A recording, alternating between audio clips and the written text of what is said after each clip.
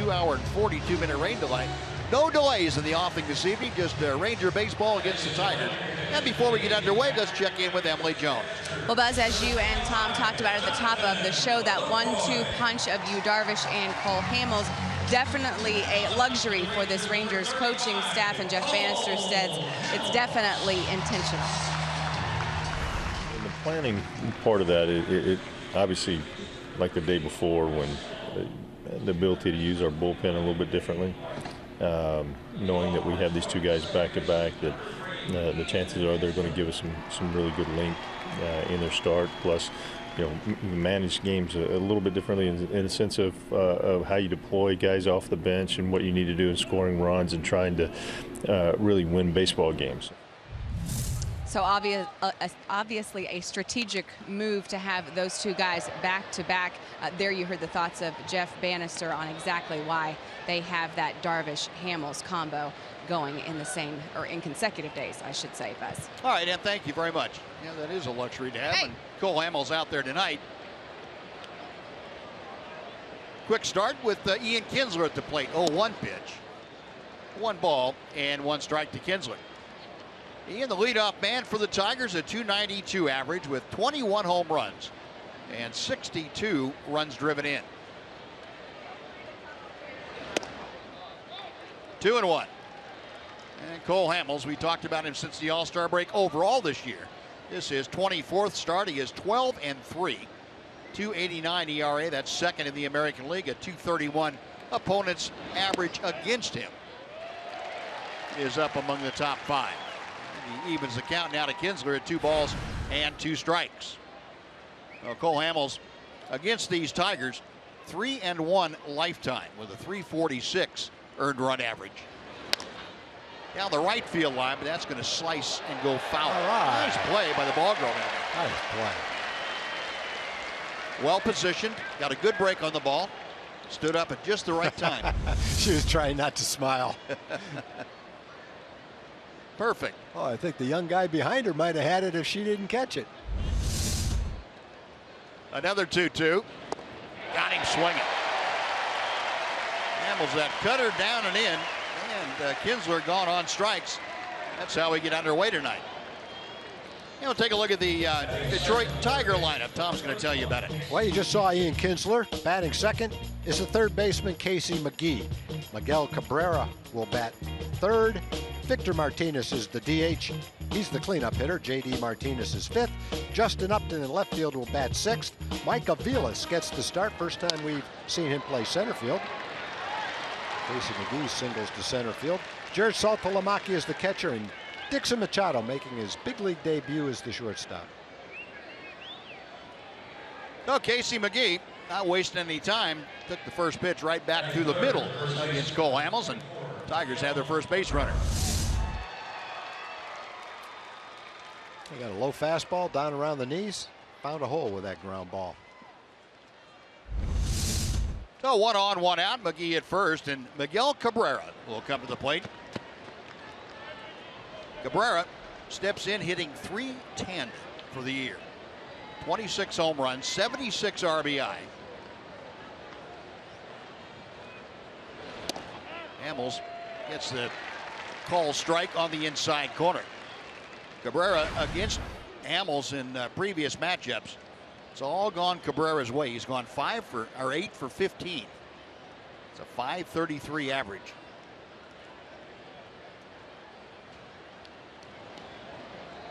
Outfield deep and just about straight away, as is the infield.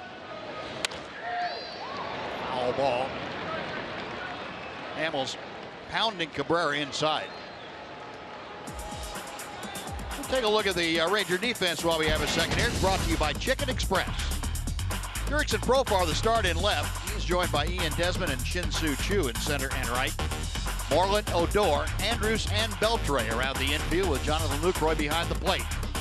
The 32-year-old southpaw, Cole Hamels. Fly ball, well hit right center field. Choo and Desmond. It's Desmond making the call on the catch. Choo pulled up, and Desmond taking charge, out number 2. Yep, that's exactly, Buzz, how it's supposed to work out there. They both go after it. Choo keeps going until Desmond calls him off, and he did. Shin-Soo got out of the way and Ian made the play. Center fielder is the traffic cop out there in the outfield.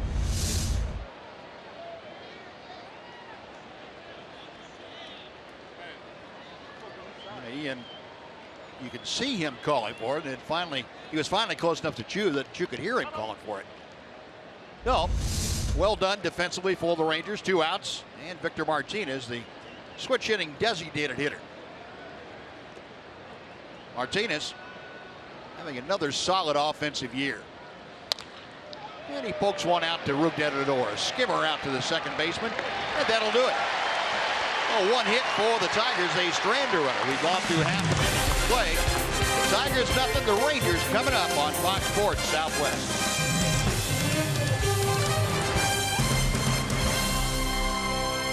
Leadoff hitter Ian Desmond is batting second. Adrian Beltre is 12 for his last 26. That's a .462 average. He's playing third and batting third. Carlos Beltran is the cleanup hitter. Rougned-Odor is batting fifth. Jonathan Lucroy coming off a beautiful game last night with a couple of home runs. Catches and bats sixth. Mitch Moreland is at first base. Jurickson Profar gets the start in left field, and batting ninth is the shortstop Elvis Andrus. And that lineup for Jeff Bannister facing the 25-year-old southpaw Matt Boyd. He deals strike 1 to Shin-Soo Chu. Boyd, fastball, curveball, changeup. Is becoming a crafty left-hander. Rangers have had success against him by making him get the ball up in the strike zone. If you can do that, you take away one of his prime weapons, and that's that changeup down out of the strike zone. Rangers have had good luck against Boyd, and they look to continue that here tonight. Boyd has a 7.63 ERA against the Rangers. Chu gets jammed and rolls out. The Kinsler, the second baseman, 1 gone.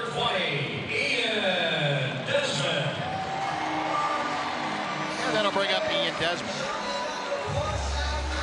Matt Boyd 0-3 previous matchups with Texas. The last outing he had against the Rangers last September. The Rangers lit him up for 6 runs in just 2 2/3 innings. Well, here's Desmond, a .292 average. Ian, 20 home runs, 70 RBI. Desmond, another multi-hit game last night. They were both infield hits, but he will take them. Certainly the Rangers will take them. Ian started to get things turned around a little bit, went into a little bit of an offensive downturn for a while. And he's got a 4-game hitting streak alive as Boyd gets the inside corner. 1-2.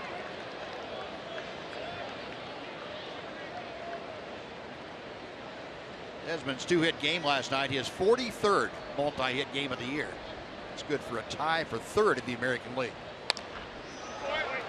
Lunging at that outside pitch, and it's out of play. Still 1-2.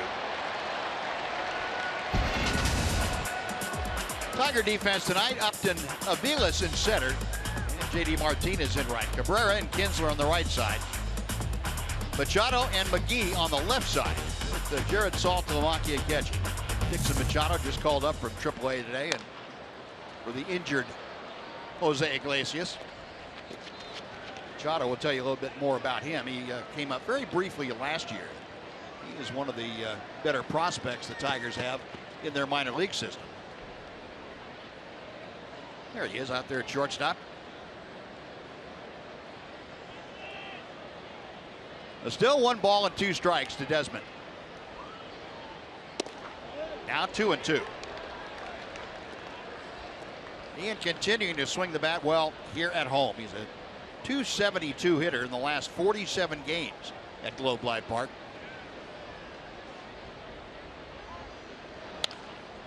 Little pop-up off the fist. Kinsler angling out. Second baseman takes care of it. There are 2 gone. When you look at Boyd's numbers so far this year, he's got a high ERA, but he's got a good number of strikeouts, almost a strikeout per inning. Walks are slightly above average. He's given up 10 home runs. That's probably one of the main factors accounting for a high ERA. 10 home runs in 55 innings. He's pitching really well in the minor leagues. He had a losing record, but a really good ERA. Adrian Beltre is next, and he takes strike one. Beltre, a 284 average now. That's as high as his average has been in about a month and a half. 0-2 very quickly. Beltre, 18 home runs. He's the team leader with 73 driven in. Rangers come into play tonight with a 7.5 game lead on Seattle, an 8 game lead on Houston. There's a base hit by Beltre by the dive of McGee into left field. Well, Adrian just reaching out and poking that, and he can reach out and poke and still get a line drive sharply somewhere. Yeah, he was out in front of it. Looked like he lunged a little bit, but he hit it right on the barrel of the bat. The ball still jumped off his bat by McGee at third base. Pitch looked like a cutter or slider down and in. And solidly hit into left field. No 1-on, 2 out. Here is Carlos Beltran. First ball swinging, and he pulls it foul. 0-1. Beltran, of course, the switch hitter. Average with the Rangers overall at .333 for the year, including the time with the Yankees. A .306 hitter. It's in the top 10 of the league. 24 home runs, 69 runs driven in. It is second Ranger home run last night. Hit it right down the right field line. 1-1. And let's take a look at our Ford leaderboard. Since the All-Star break, Rangers 2 home runs short of the St. Louis Cardinals, but the highest number in the American League for the Rangers, 41 of them. There's a high drive to left field. Upton circling back now, coming in a couple of steps. That'll do it. Rangers get a 2-out single from Beltre, but stranded. We have played one at Globe Life Park in Arlington. Rangers nothing, Tigers nothing on Fox Sports Southwest. Cole Hamels, there's last night's starter and winner. Darvish getting the first win since coming back off the disabled list. Took him 6 starts, but that's his third very good start last night that he turned in against the Tigers. Finally had one pay off for him. Rangers scoring 8 runs for him. 1-0 the count. And Hamels misses a bit low. It's 2 balls and no strikes. J.D. Martinez, a .298 average. 14 home runs, 42 driven in. One of the many Tigers that has spent a significant amount of time on the disabled list this year. J.D. Martinez off the DL a couple of weeks ago. Chops that foul. Yeah, the Tigers are a team that's really been hurt by injuries this year. In fact, right now they've got 3 regulars on the disabled list. Iglesias, their shortstop, Maben, their center fielder, and Castellanos, their third baseman. All good young players. And 2 starting pitchers, Zimmerman and Pelfrey, are both on the disabled list. Well, they're trying to hang in there with their injuries. Rangers know all about that. They've had years where they've had the same kind of injuries. Just have to hope that you've got the depth to make up for it. They've still got a good lineup. Even with those 3 regulars out of the lineup, they've still got plenty of guys that can hit their lineup. 2-2 now. Right back up the middle. Odor can't get it. He dove over the top of it. And J.D. Martinez is aboard with a leadoff single. Batting 6th, left fielder. No 1-on, nobody out. Justin Upton coming up. We're going to say hello to Jim Knox. I appreciate it, Buzz. Great game, great crowd, great weather. Got the Smith family with some good news. What's that about you just told me? The good news is the Smith family just found out today that we're going to have a 4th generation Smith, a young boy for Josh and his wife, Kenzie. All right, good news. And they got everybody else here at the game. Good to have you. And oh my goodness, look at this guy right here. Let me see this. Give me that. Where did my baseball go? Let me try him out here. Ooh, perfect. All right, he's ready for Beltre tonight. There we go.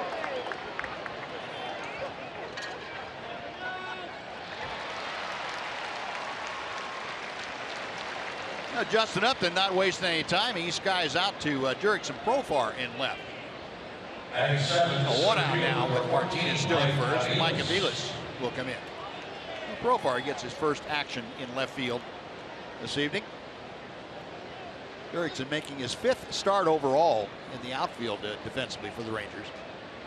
Yeah, you can tell it's getting later in the season. Earlier in the season, there'd be a little bit of sun shining out there right now, but entirely shade out in left field. That's a good thing. That's a real good thing for the left fielder. Instead of saying, please don't hit it to me, they're ready for it now. Although that last one highlight that's never been a problem. Avila is hooking one down the left field line. It is a fair ball into the corner. Profar plays the carom. Martinez will stop at third.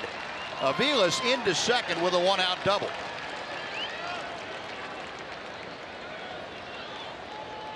Well, Mike Avila's hitting just .202, but he reached out and hooked that ball into the corner off of Cole Hamels. He's hitting .202. He's only had 6 extra base hits the whole year.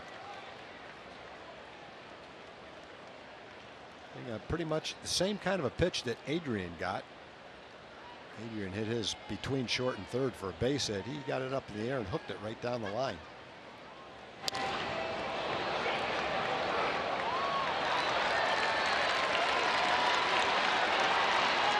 So the double puts runners at second and third, brings up Jared Saltalamacchia, who takes inside down at the shoe tops for ball one.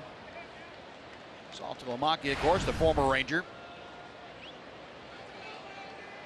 Switch hitter backing up James McCann behind the plate. Saltalamacchia hitting .197.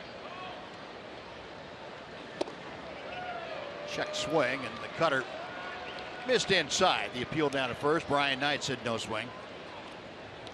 2-0. And one thing about Saltalamacchia, if you need a strikeout, he's a guy that you more than likely can entice to swing at some pitches that are of the pitcher's variety. 3-0. Not biting on the 2-0 change. Now Saltalamacchia, the number 8 hitter. Dixon Machado, the young shortstop, who will follow.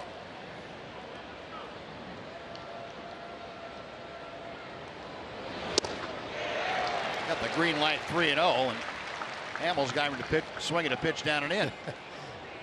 That's kind of the time where you say you're going to limit yourself to my pitch. Instead, he swung at a pitch. It was low and inside. Well, maybe that's his hot zone. Maybe. Didn't look like it. Fly ball, fairly shallow right field. Martinez is tagging. 2 with the catch, and there will be no attempt to advance. One hopper to home plate, and Lucroy had that in plenty of time. Had Martinez decided to test the arm of Chu.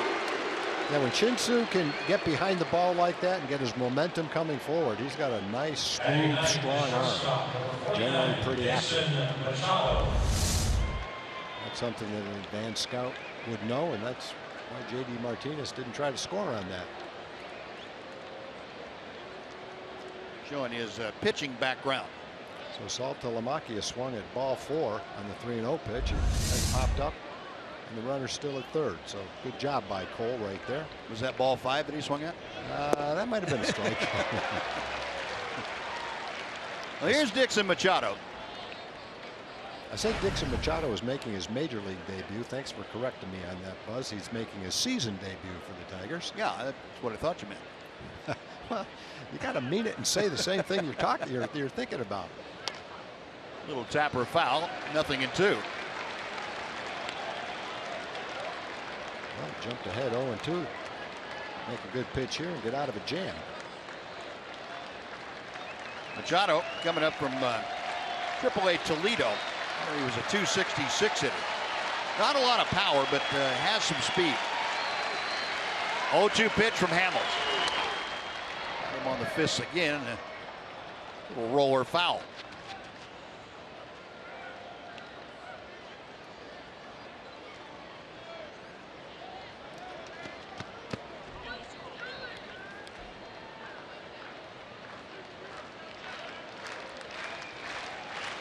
Machado taking the place of Jose Iglesias. He's a 24-year-old out of Venezuela. Still 0-2. Machado played in 24 games last year with the Tigers. 235. Signed with them originally in July of 2008.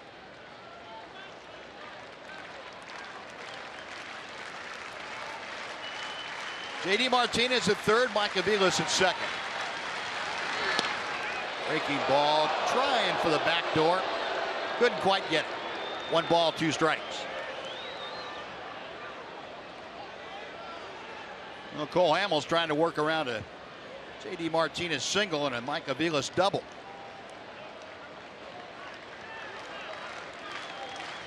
Machado hitting out of that slightly open stance. The 1-2 offering. 2-2. No swing on the appeal.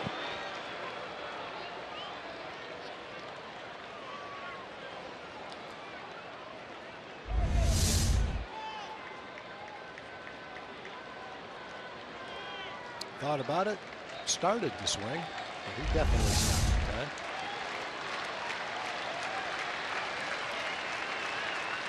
Cole sets a check of the runners.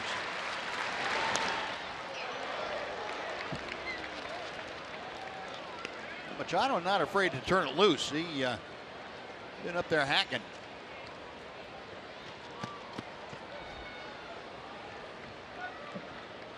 '16 minor league home runs on his ledger, but that's in about 700 at bats.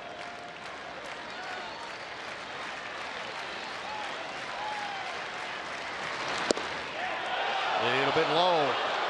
Couldn't get the call from Tom Hallion, and the count has gone full. I've thrown a couple of close pitches, off-speed pitch. It was just a little bit high. This one could have gone either way. It was called low. So the count is full. Machado hitting ninth, will be followed by the top of the order, Ian Kinsler.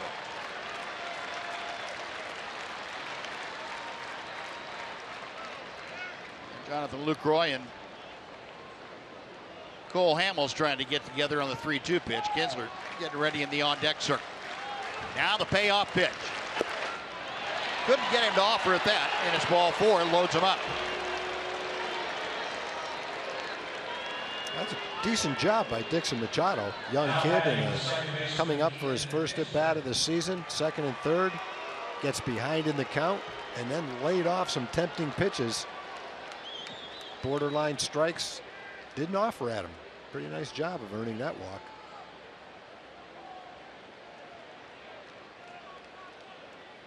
Well, Lucroy and Hamels talking about what they want to do with Kinsler. They struck out Kinsler the first time. Ian led the ball game off.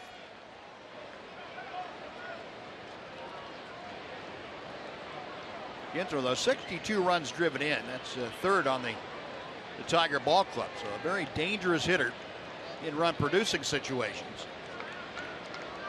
297 average with the bases full.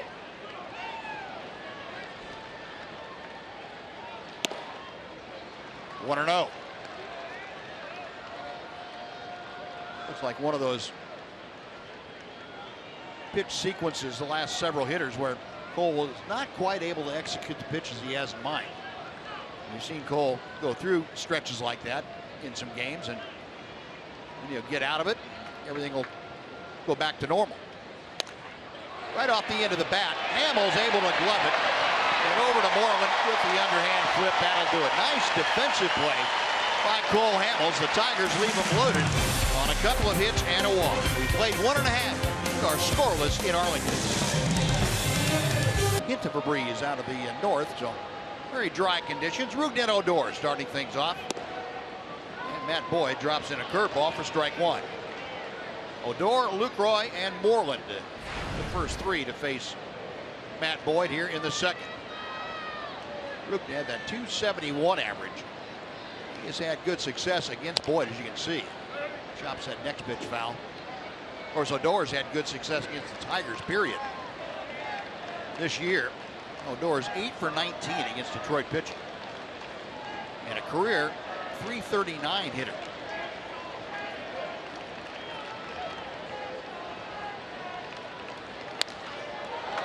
Waited on it nicely, but skies it to relatively shallow center field. Aviles takes care of Odor's fly ball. One away for Lucroy. I just want to say hi to a big Ranger fan who's just recently had some surgery. Louise Null is a big Ranger fan, and Louise, thank you for being such a good fan. Good luck with your rehabilitation. Get well soon.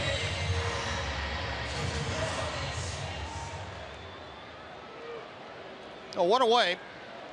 Jonathan Lucroy. One of the heroes, one of the big heroes of last night's ball game.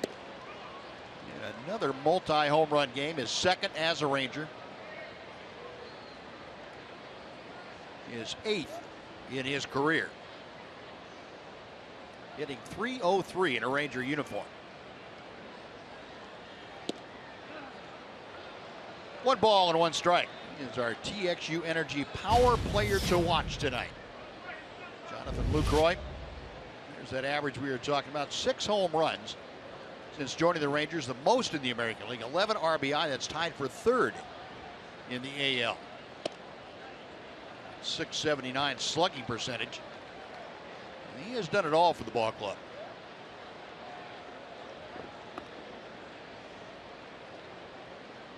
His work ethic has impressed everybody, especially the pitchers that have been able to work with him. Out of play to the right, 2-2. Well, last night, first time up, had a couple of runners aboard. Hamels Sanchez lost one into the bullpen. Next time up for Lucroy. This one even further on Sanchez. For the Jack Daniels club in left field. New career high for Lucroy, 19 home runs. He's gone on strikes here as Boyd got that pitch down and in for his first strikeout. And 7, the first baseman, number 18, Mitch Moreland.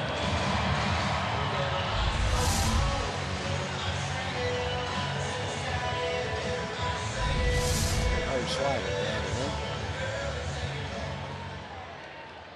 Oh, 2 up, 2 away here in the second inning, and Mitch Moreland stepping in. See the numbers on that bottom line. Mitch having a very solid year, another 20 home run season, but the 3 for 8 against Boyd. That's one of the reasons why he's in the lineup tonight against the left-hander. Jeff Bannister saying that those numbers and how well Mitch has been swinging the bat lately encouraged him to go ahead and forget about the left-handed left-handers matchup. He would just take Mitch in there no matter what. Yeah, I'm a buyer with that train of thought. I think when a guy's hot, it doesn't matter who's pitching or what hand he's throwing. Put him in the lineup and see if he can stay hot. And we've seen Mitch driving the ball to all parts of the ballpark too lately, which, as with most hitters, but especially with Mitch, that tells you he's staying back on the ball pretty well and letting the ball come to him. 3 balls and a strike. So Moreland with 2 outs trying to get aboard here in the Rangers' second. Jurickson Profar, the left fielder, is next.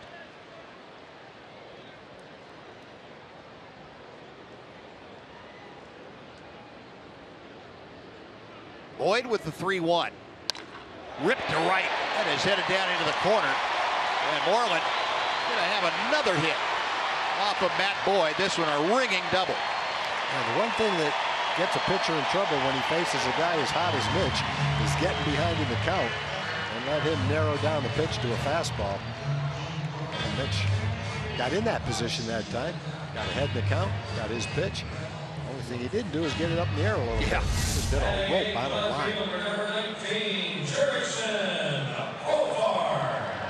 Down and on the inner part of the plate, kind of right in his power zone.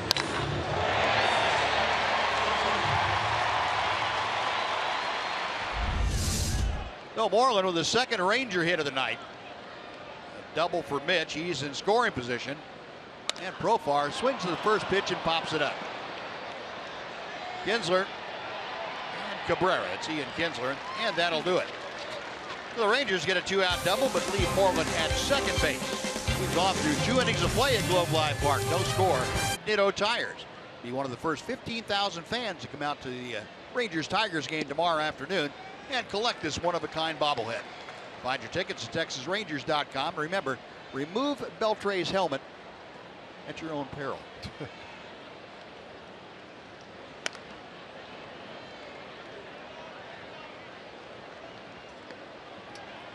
Casey McGee starting things off for the Tigers here in the third inning. McGee had the first inning single. Checking his bat out there after that last pitch kind of squirted off the handle. 0-2 from Hamels. Got him right on the fist, and Beltre can't get it. It's over his head and dies in shallow left field. He jammed him a couple of times. Jammed him on that little dribbler he hit toward the Ranger dugout. And that ball went about 100 feet. Got the cutter right in on the fist, not anywhere close to a strike. It hit just above his thumbs. Adrian's playing back, but he lobbed it right over his head. That got him right on the pine tar. Man, I'm surprised that didn't just stick onto the bat. No, a leadoff single. Second straight inning now that the Tigers have put their leadoff man aboard. Here's Miguel Cabrera. 1 ball and no strikes. Cabrera skied to fairly deep right center field his first time. Ranger infield plays him a step around to the left. The outfield just about straight away.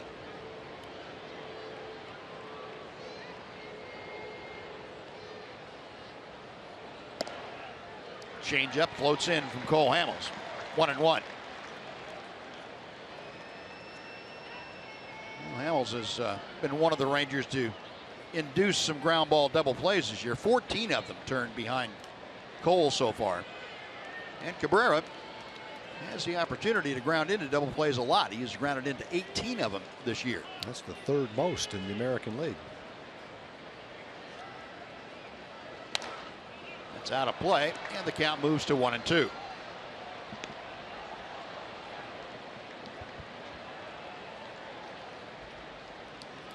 Now, with the combination of hitting the ball as hard as he does in line drives, which turn into ground balls on some good sinkers, and not being able to run real well, it's a perfect storm for double play.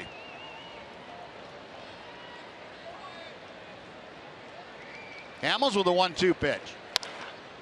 Beltre has that go off his glove, and everybody's going to be safe.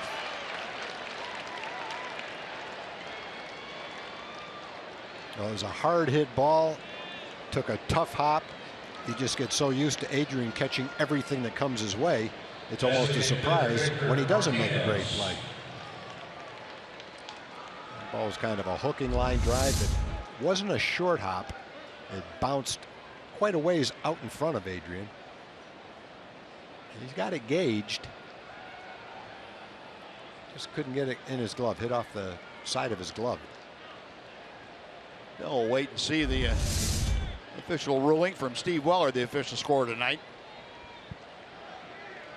In any event, 2 on with nobody out. Victor Martinez, the hitter. That's going to be ruled a base hit for Miguel Cabrera. Martinez grounded to second his first time, and he takes strike 1. Victor Martinez, a candidate for a double play grounder. He's grounded into 11 of them this year.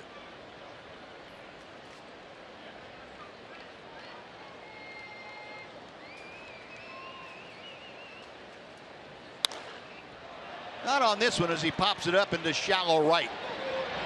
Odor being called off by Chu, who makes the catch. That is out number 1.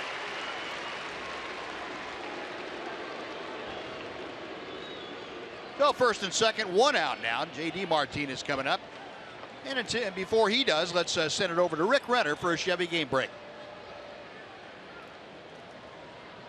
Right fielder J.D. Martinez.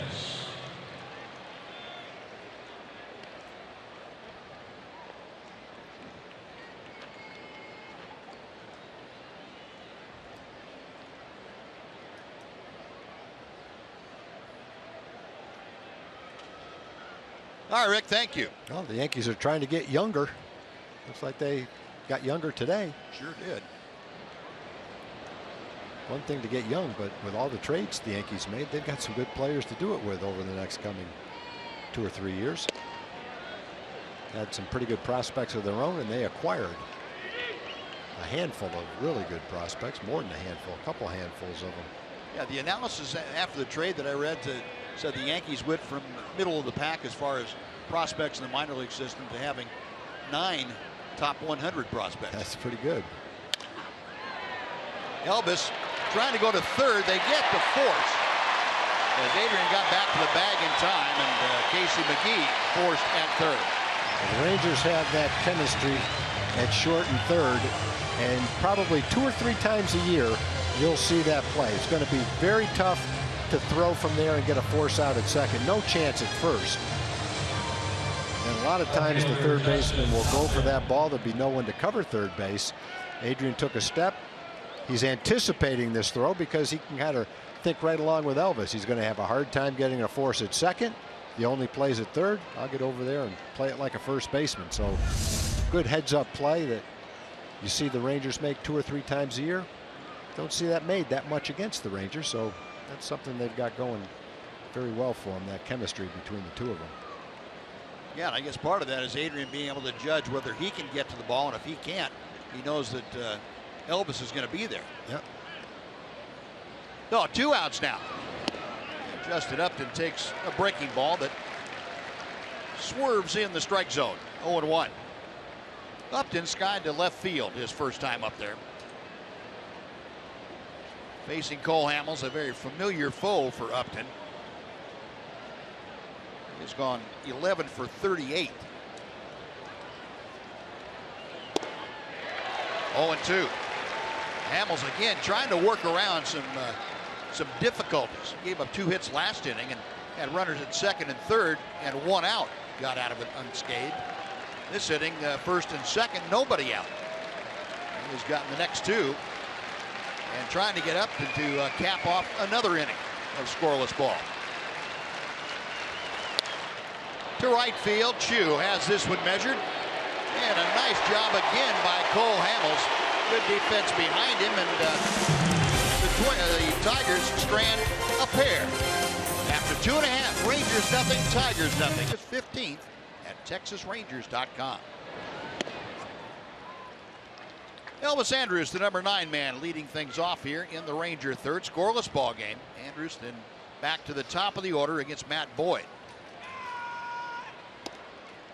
2 balls and no strikes.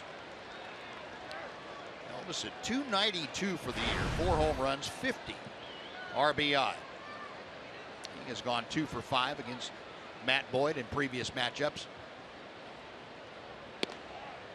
2-1. Rangers have had a hit in each of the first 2 innings. They both came with 2 outs. And both were stranded. Off the end of the bat toward Machado. 1 out.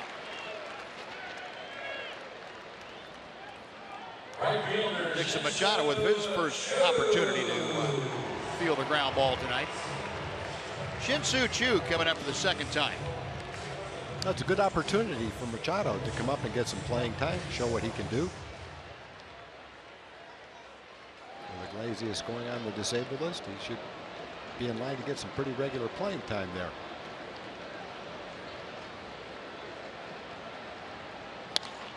Chu pulls one right into the shift. Third baseman McGee out there in shallow right. 2 gone. A number of Rangers have hit the ball off the hands. Boyd done a pretty good job one time through the lineup. I would guess that's one thing that Boyd has changed drastically since the Rangers saw him last. The desire and ability to pitch inside like that. Rangers roughed him up pretty well the last 2 times that he faced him. And he's got a pretty good opponent's batting average, .250. And I mentioned that he'd given up 10 home runs. That's hurt him more than anything.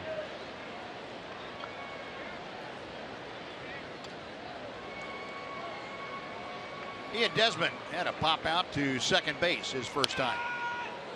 Had a pretty good rip at that fastball. 0-2.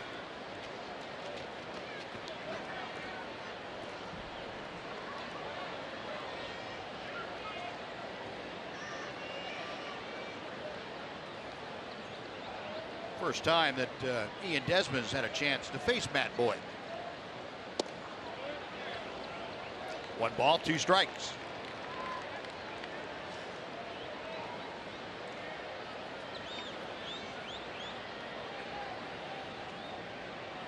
Boyd to the abbreviated windup. Foul ball on the check swing. And it's still 1-2. Rangers scored 8 runs in each of the last 2 games. That second time they've done that back-to-back games this year.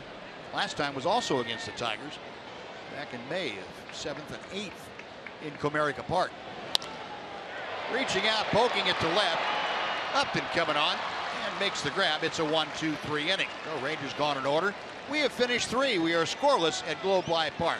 And now let's go to Aaron Hardigan in our Rooms to Go lounge. For him and his family to do this. Sometimes you can get away to look around and see people in need. And I mean, here next to the stadium, 20 minutes from my house, we have people in need, like they really need our support. And to come here and do it and they have the support of my team is awesome.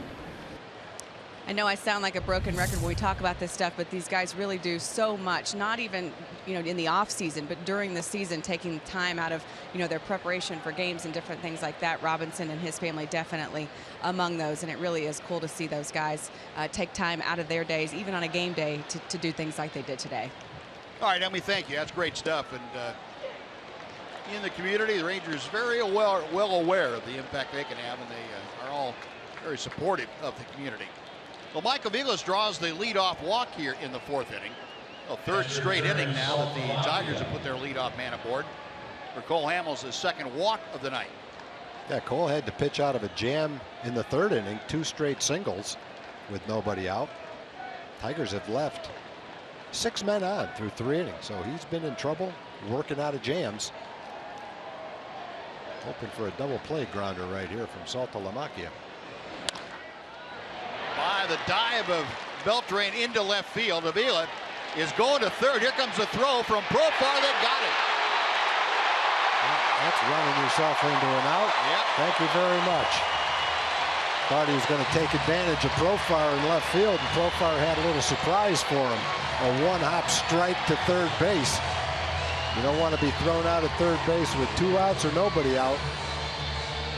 That's a big play for the Rangers. After a leadoff walk and a rope to left field by Saltalamacchia, Avilas didn't catch anybody by surprise except himself.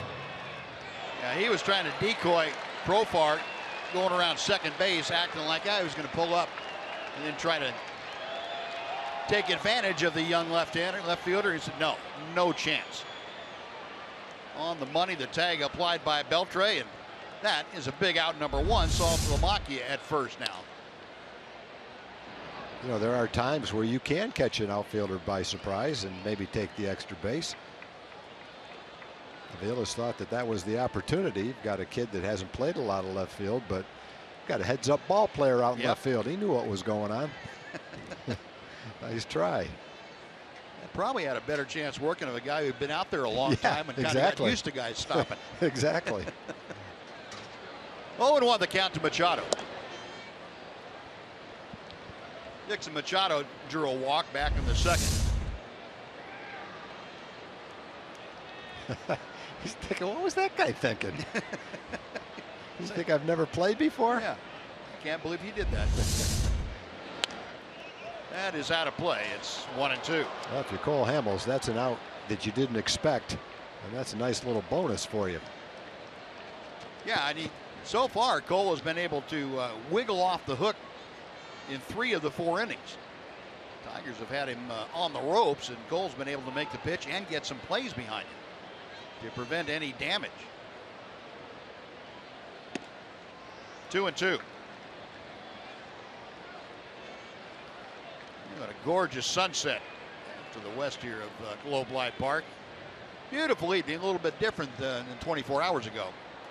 We were right in the middle of a 2-hour and 42-minute rain delay at this time last night. But tonight doesn't get much better than this. 90 degrees. Breeze coming out of the north, so it's fairly dry out here. Not a whole lot of humidity, and it's very comfortable at Globe Life Park. This kid just won't offer it anything. Trying to get him to swing at that changeup, and so many hitters will swing at that changeup against Cole, but Dix Machado, first at bat, behind in the count, worked a walk, behind in the count, he's worked it to 3-2. And make Cole throw him a strike. Payoff pitch. Call strike 3. It took one too many. Now Cole going up the ladder that time to the top of the strike zone. And Machado got straightened up, couldn't pull the trigger. Second strikeout for Hamels tonight. Yep, one of those top of the strike zone strikes. Box tracks shows that it is a strike. Machado might have thought it was a little bit too high. So with Saltalamacchia is still at first, 2 gone. Ian Kinsler, for his third at bat, steps to the plate. Kinsler has struck out, tapped back to the mound.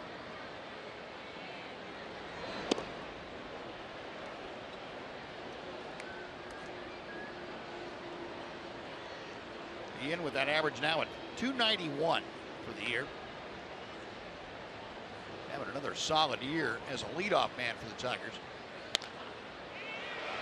Shallow right field, long run in for Chu, still coming. He can't get it, but he keeps it in front of him, and it gets away from him. Here comes Saltalamacchia coming down the line. The throw, he is out at the plate. What an inning. Chu did everything he could to block that ball. Once he saw he couldn't catch it, kind of smothered it, picked it up, and threw a strike. The Rangers have thrown 2 guys out on the bases in the same inning. They're going to hold it up for a second to see if Brad Ausmus wants to issue a challenge on this. Don Hallion, the home plate umpire, said he got him on the shoulder with a tag. And did he? Sure looks like it to me. Looks like he did. And they're not going to bother with the challenge. So the tag will stand. A great play from Chu into Lucroy. Tigers held off the board again. 2 hits, 1 left after 3.5. We are still scoreless.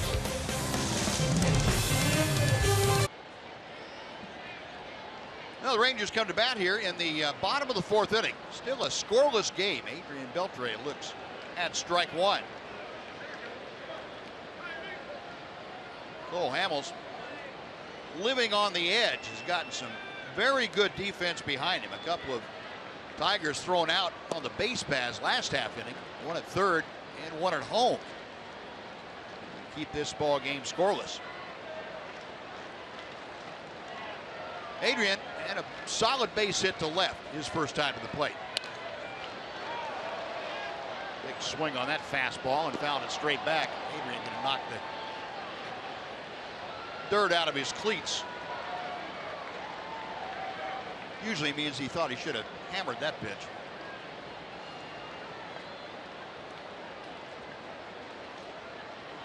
Matt Boyd back to the plate. Still 1-2.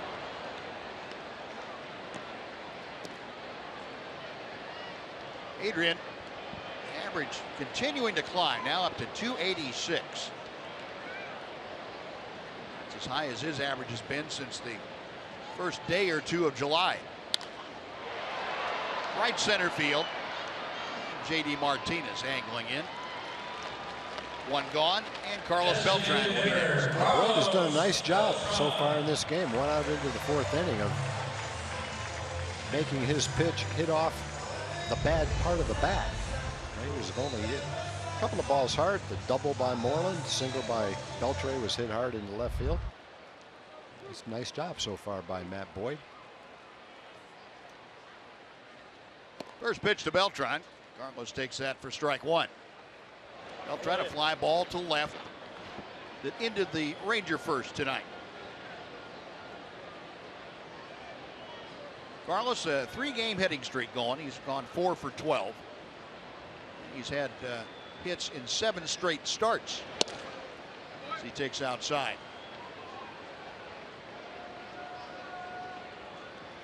Fourth in the American League in batting average against left-handed pitching coming in. 355 average.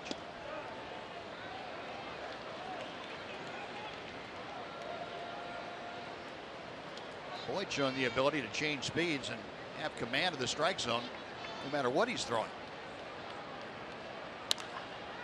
This one skied to right center field. Kinsler going out, coming on. J.D. Martinez, 2 gone. Second baseman, Rugden Odor. Next will be Rugden Odor.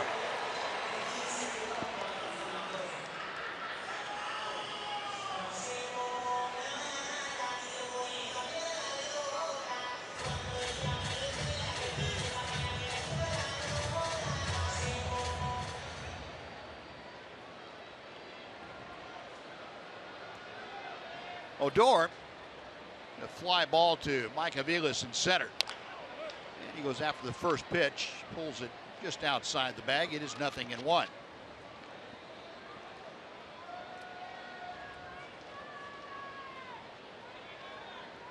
Rugden facing Matt Boyd. Boyd came over to the Tigers in the deal that sent David Price to Toronto. It was at the trading deadline of last year.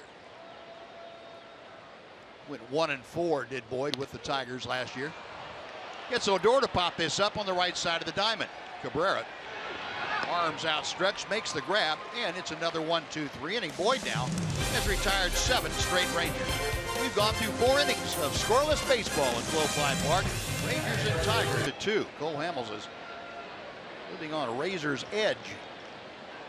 Ranger defense has bailed him out a few times. He made some very good pitches when he has had the need to. Casey McGee starting things off here in the 5th inning. McGee started off the 3rd by singling to left field.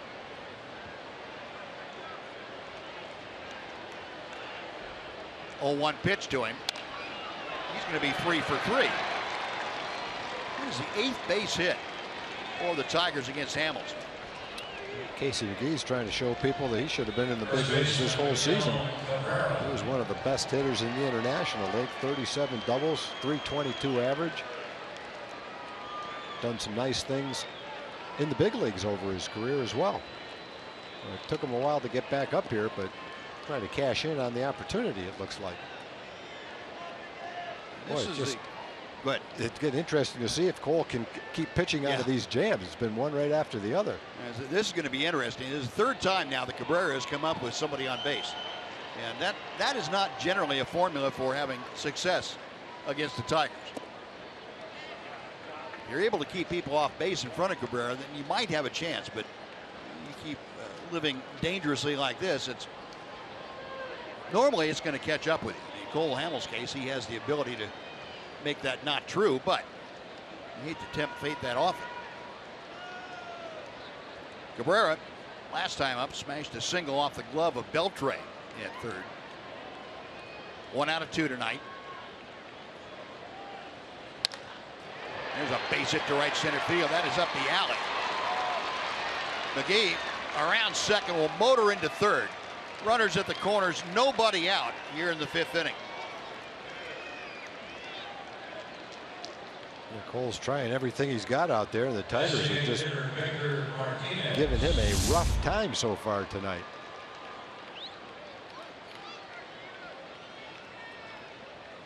That was a cutter that got intercepted before it got off the plate. No, Cabrera's 2nd hit.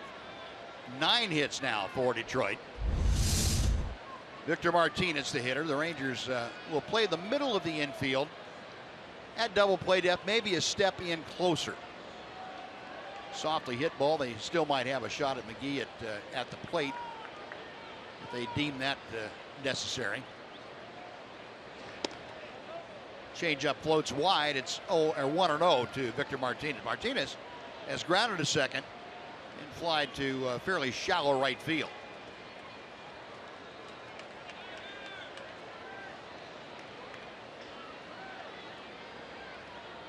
Average for Martinez right at 300.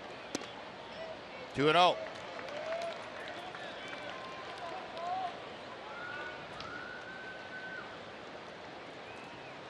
Cole with 68 pitches tonight as he works in the 5th inning. Victor Martinez above the major league average 59% of the time he's been able to score that runner from third with less than 2 out. That'll get it done, a base hit up the middle.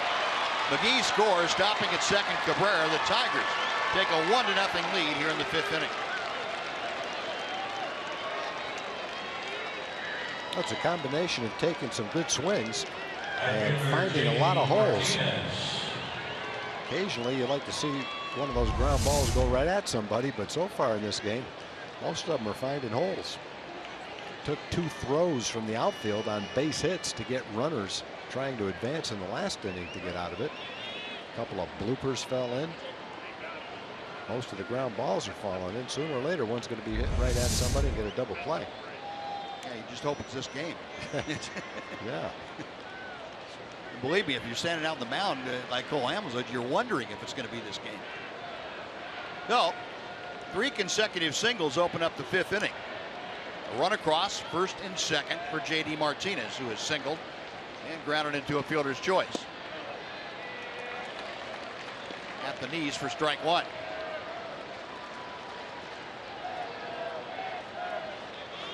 J.D. Martinez now a 4-game hitting streak. He has gone 6 for 15 in those 4 contests.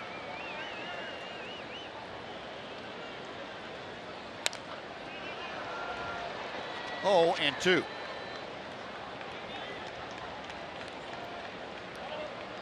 This ball game tonight in stark contrast to the game that Cole dialed up in May up at Comerica Park.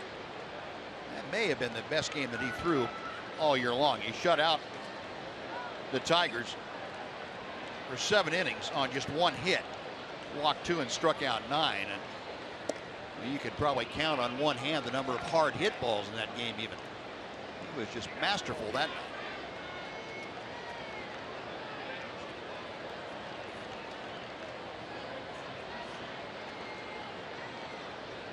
Out there now trying to recapture a little bit of that magic. See if he can keep this at a 1-0 deficit.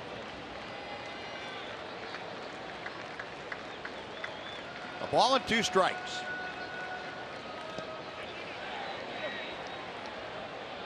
Did not go. 2 and 2.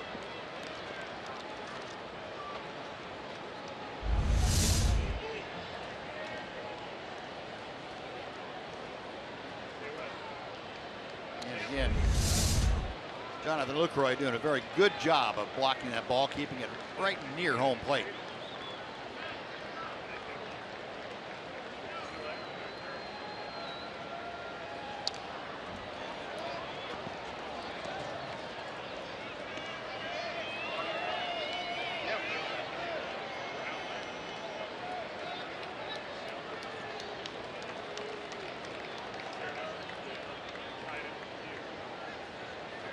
J.D. Martinez, his last 23 ball games, has been a .424 hitter.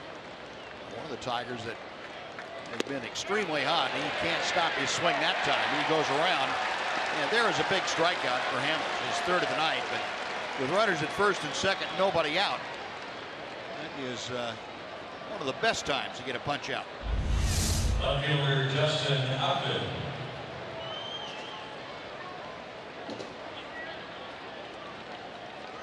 Probably not exactly where he was trying to throw that cutter, but it certainly worked pretty well for him. Now Justin Upton for his 3rd at bat. Upton has flied out both times that he's faced Hamels tonight.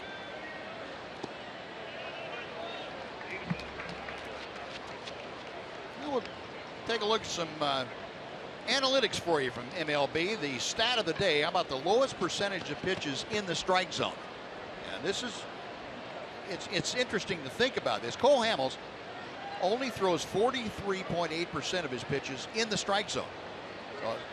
By inference, you'd say, well, how does he get all those outs? Well, he gets the outs because the pitches look like to the hitter it's going to be in the strike zone. He gets people to chase. He does a good job of setting them up. And on the other side of the coin, when players do swing at his pitches, they miss 28.6% of the time. That's the 7th highest average in Major League Baseball. That kind of goes right along with what you're saying, Buzz. They swing at a lot of pitches out of the strike zone, which makes them a lot harder to hit. Right. Cabrera will be stopped at third. Profar up with the ball quickly. Upton with his first hit of the night. The bases are now loaded for Mike Aviles. Center fielder Mike Aviles.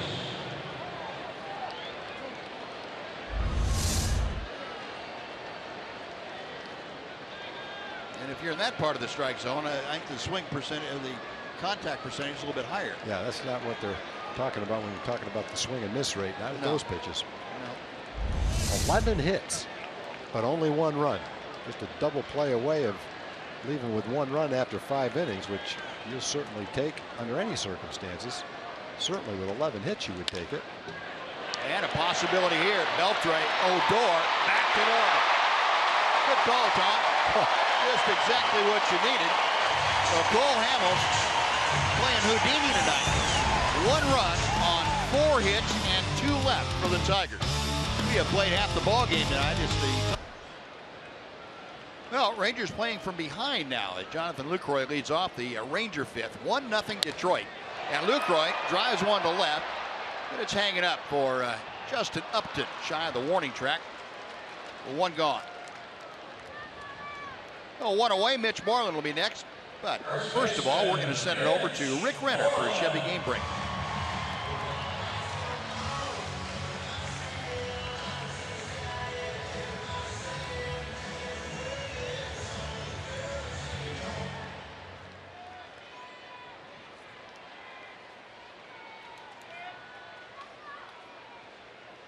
All right, Rick, thank you.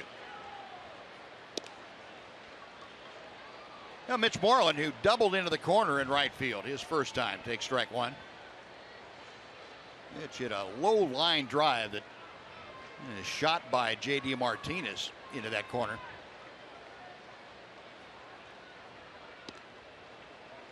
Hanging breaking ball. Another foot toward the plate. That would have been very enticing. Mitch let it pass by. 1 ball and 1 strike. Moreland now has hit in each of his last 3 ball games. 1-2.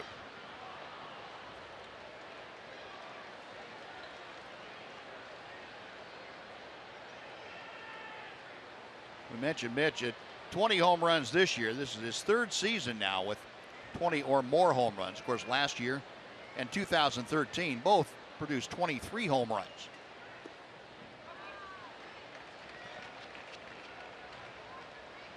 And facing Matt Boyd are Kubota power stats, considering the left-hander tonight. 0-3 with that .763 against the Rangers in the 3 previous matchups. Tonight, he has allowed them very little, just 2 hits in 4 1/3 and no runs. Sharply hit line drive that Kinsler picks right off the grass top. 2 gone. Left fielder Jurickson Profar. No bases empty for Jurickson Profar.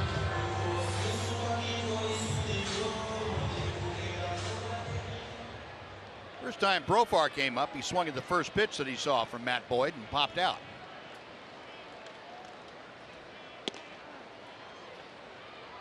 Takes a strike, 0-1.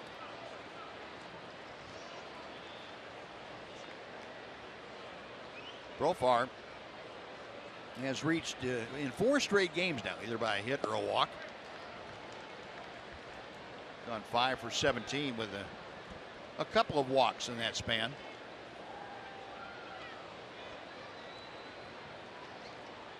One pitch from Boyd.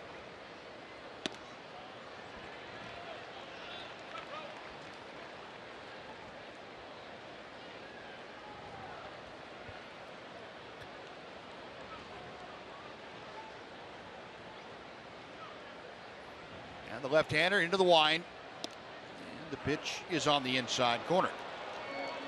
2 balls and 2 strikes.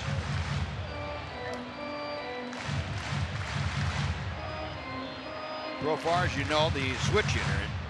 Average at 232 from the right side. That's as compared to 305 as a left-handed hitter.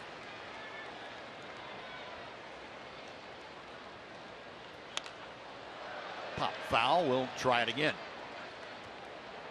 Let's show you right here the AT&T high-speed internet replay. Big play early in the ball game. Trying to go around to third. Avigos got thrown out. And then how about Shin-Soo Choo? With Saltalamacchia trying to score from first on that double. Choo guns him down at the plate. Those two plays, couple of the reasons why the Tigers have just one run and 11 hits. Choo did a great job of bringing his hands up and smothering that ball and knocking it down. If it came right to him, Saltalamacchia wouldn't have tried to score. But when it rolled away, he tried to score, and Choo picked it up and threw him out. And a skimmer into the glove of Miguel Cabrera, and that'll do it. 10 straight now sent down by Matt Boyd and the Tigers. Rangers out of the fifth. After 5, Tigers 1, Rangers nothing.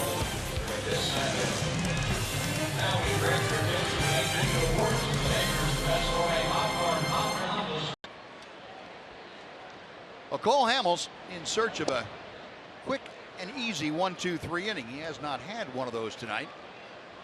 Dealing to Jared Saltalamacchia, the number 8 hitter, starting off this 6th inning. 1-0 Detroit lead. Saltalamacchia 1 out of 2. That's right off the cup into that bat. Ball going right. Part of the bat going left.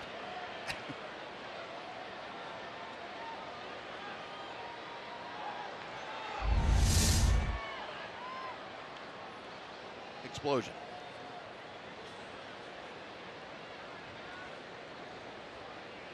That must have been a cutter. Came in there and cut the top right off that. Yeah, hopefully Cole's gone through the bad part of this game with everything they hit falling in, and maybe next few innings everything they hit's going to go right at somebody and kind of turn it around. Well, there's a start. Lazy fly ball out to Ian Desmond. Get that leadoff hitter. And that's the first time that's happened since the first inning. Well, a good way to begin things here in the 6th. Dixon Machado is next.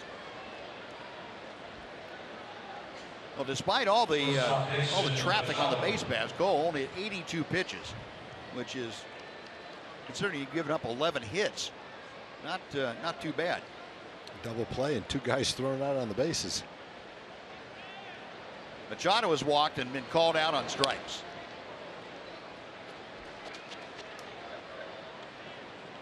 Nothing in 1 the count.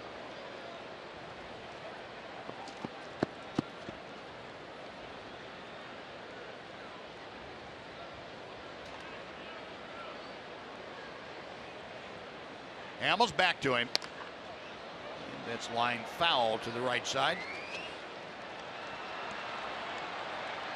I mentioned that Machado doesn't have a lot of power, but he does bring speed to the Tigers lineup.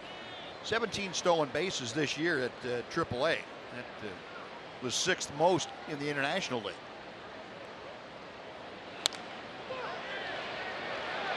Just out of the reach of Odor. Well, he made a great break back and made a last-second leap and just came up a little bit short of it. That's at least the 3rd bloop that's fallen in.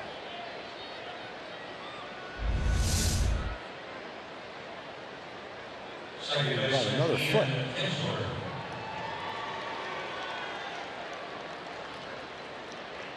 Well, 1 on, 1 out. Back to the top of the order once again, and Ian Kinsler up for his 4th plate appearance.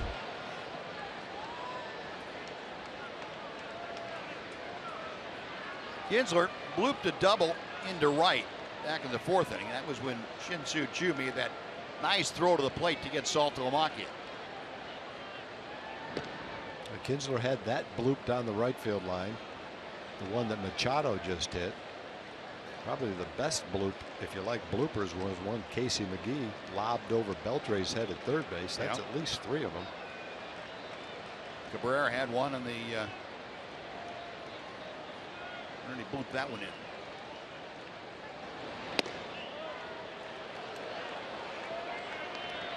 No, I think it's J.D. Martinez. I'm sorry.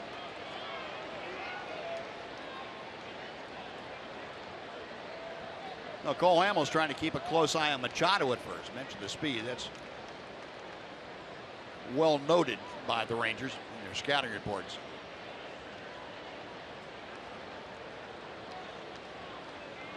Well, Cole, in an effort to keep Machado fairly close and also give Jonathan Lucroy an opportunity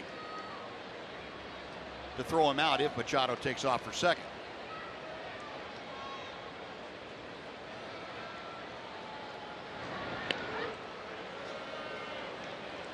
Cole giving a varied look with each move to Machado. Lucroy going out about 37% of attempted stolen bases this year. He's caught 30, which is the most in baseball. Kinsler left center field, long run. Desmond on the run, makes the catch. He gets the ball back in quickly. He had to go a long way for that ball. I don't think Ian hit it right off the barrel of the bat. It was headed in the gap, but it hung up just long enough for Ian to utilize his speed and run it down. Didn't look like off the bat he was going to be able to do it. But he hit it a little bit off the end of the bat. It hung just enough. And in the gap, he runs it down. A good jump, and nothing like having that closing speed that Desmond has. Oh, nice play by the Rangers center fielder. 2 outs, and Casey McGee, who is 3 for 3, will step in.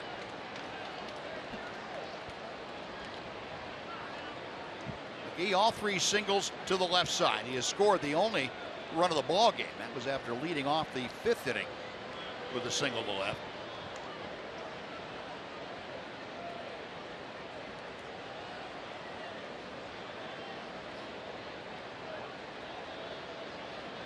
McGee, who signed a minor league contract with the Tigers back in February.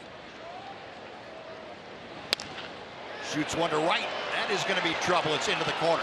Machado with good speed, smoking it to third, and he is going to score. Odor tosses the ball into Elvis Andrus. So McGee, an opposite field double, his 4th hit of the night. And the Tigers lead it 2-0. And the only chance they had, because of Machado's solid speed, was for that ball to kick off the wall right straight to Chu, get it in quickly, and hold Machado at third. But once that ball stuck in the corner, there's nothing they could do. Pitch right down the middle of the plate, and McGee jumps all over it. 4 hits in 6 innings.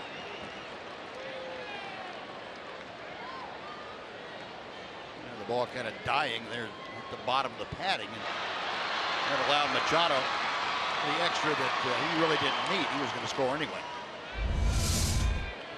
So McGee with his 4th hit of the night.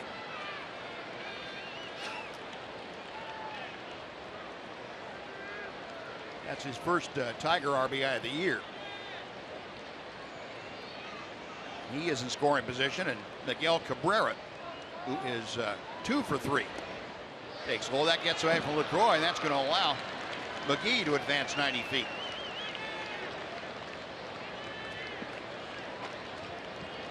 A wild pitch puts McGee at third base now with 2 out.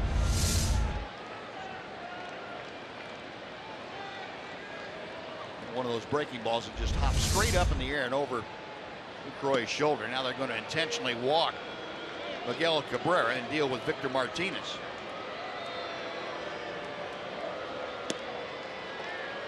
I'm going to walk a 300 hitter. Unfortunately, you have to pitch to a 300 hitter.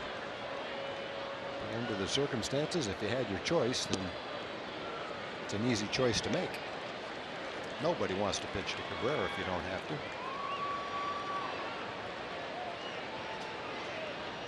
First intentional walk of the game, 3rd walk overall.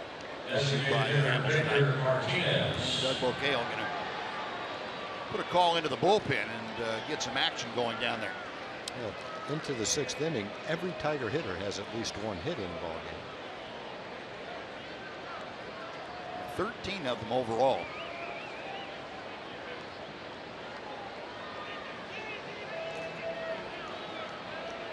Victor Martinez had the RBI single in the 5th inning that drove home the first run.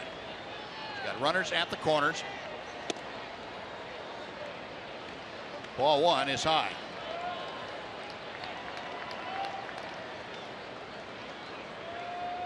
Yoni Kellett starting to loosen in that Ranger bullpen. Victor Martinez, the 2nd highest average on the road this year in the American League.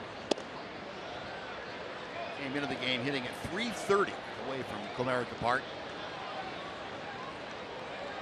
And he has the count in his favor here in the 6th inning. 2 balls, no strikes.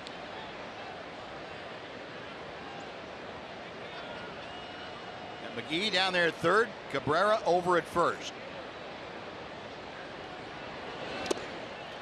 2-1.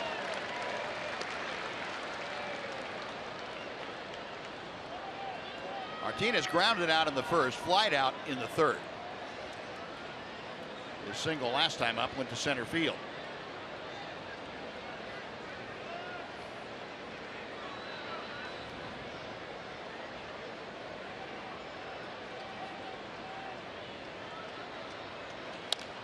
Got him on the fist, rolled out to Elvis.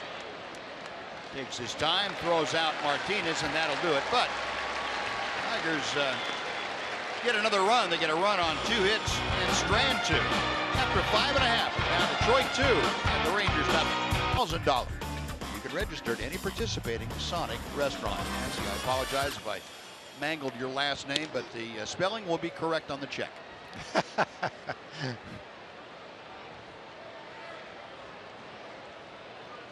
Elvis leading things off against Matt Boyd. Boyd has been more than a handful for the Rangers tonight. His 2 base hits off the left-hander in 5 innings, and he has retired 10 straight. Elvis grounding out to his counterpart, Dixon Machado at short. His first time up.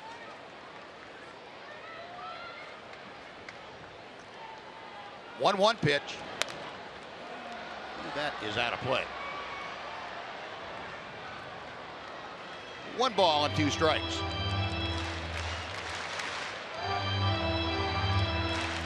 Elvis having a conversation with himself, trying to browbeat himself into making a better swing. Well, the Rangers are hoping to get a man on and maybe go back to the home run ball they used last night. Yeah. It'd be amazing. You throw 2 pitches, a base hit and a home run, and all of a sudden it's 2-2 after the Tigers hit 13 base hits in 6 innings. Pop up, long run for Kinsler, and he can't come up with it, right behind Cabrera. Ball slicing back toward the line from foul territory, and Kinsler couldn't get there in time. Neither could anybody else. They're still 1-2.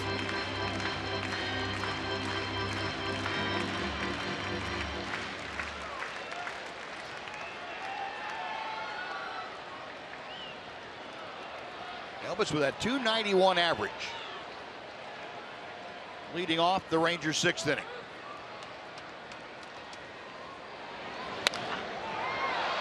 This one playable. J.D. Martinez retreating. 1 gone. Right fielder, Shin-Soo Choo. Just looking a little perplexed and a little pained after that out. Checking the big board up there to see exactly what the video will tell him about that at bat. I'll tell him one thing, he won't like the ending. No, Shin-Soo Choo up for the 3rd time. Pitch by inning pitch count for Matt Boyd.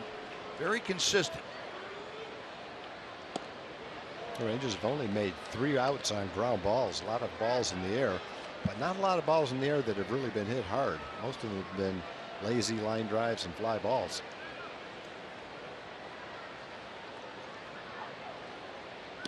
Another breaking ball to Choo, and they both hung inside. Choo was perfectly willing to take that one in the side, but broke a little bit too much and it missed him. Saltalamacchia out to have a chat with his southpaw, Matt Boyd.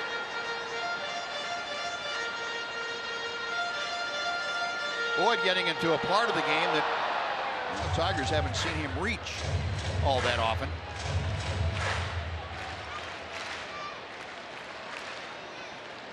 hasn't been able to go more than 5 innings in a big league game in the last month.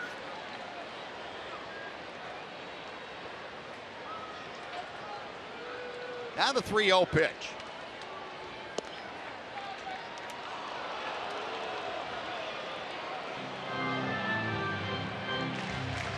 Jew with 1 out, trying to get aboard here in the 6th inning. Ian Desmond is waiting in that on-deck circle.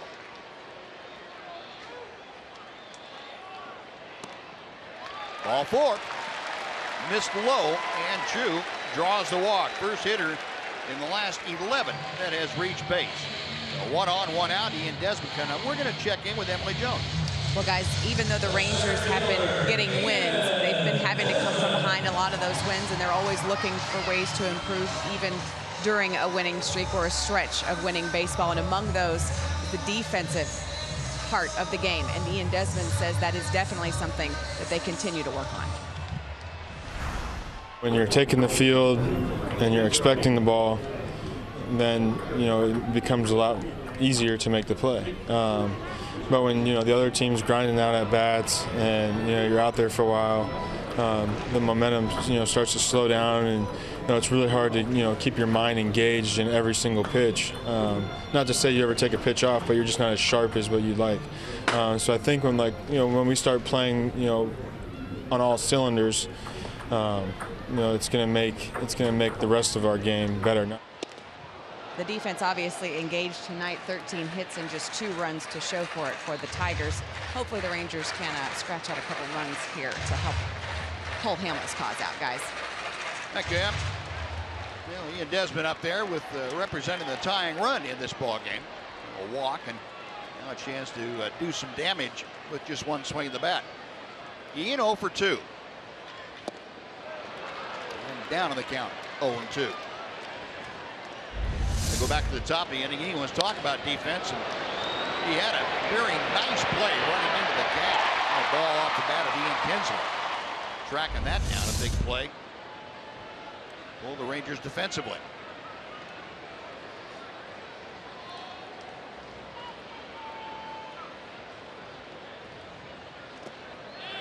Check swing. Did he go? No, he did not.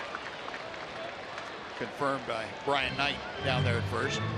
1 ball and 2 strikes.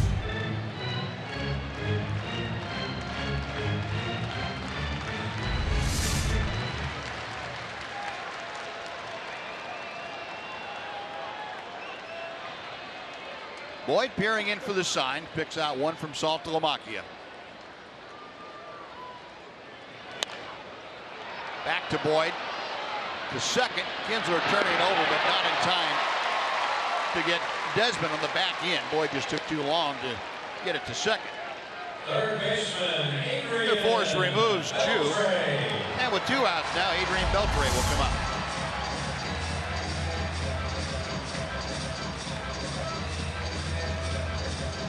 They still have the tying run at the plate. Rangers unable to put a rally together. Again, let's try the home run ball. Don't need a rally to get 2 runs with a home run ball. And Adrian's been pretty hot lately. He's already had a base hit in this game. First pitch in at the knees for strike 1. And Beltre, a first inning single, last time up, skied to right field. Adrian's hitting streak now extended to 7 straight ball games.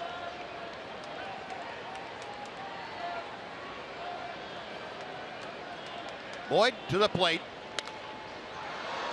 Beltre pops it up. That's going to work its way back over the Ranger dugout into the 3rd row. Boyd's had enough fastball today, 91 to 93, to go along with that slider he's throwing. And he's really kept the Rangers from timing anything, getting in any kind of a groove. Been a little bit late on his fastball, a little bit out in front of that slider. A lot of them have been out of the strike zone. Well, he's on his way to pitching his best ball game. 0-2 to Beltre. Desmond a modest lead at first. And Adrian reaches out, pops it up. Kinsler. for the catch and the out. That'll do it. Rangers get a walk, but Strender runner.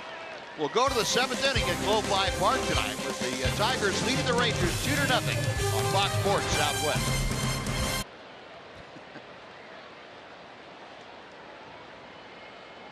J.D. Martinez starting off the 7th, and he takes the slow curve in from Hamels. 0-1. Martinez has struck out, grounded out, and single tonight. 2 runs on 13 hits for the Tigers. They have stranded 11. Rangers no runs on 2 hits. They have stranded 3. That's exactly how many base runners they've had tonight. 3.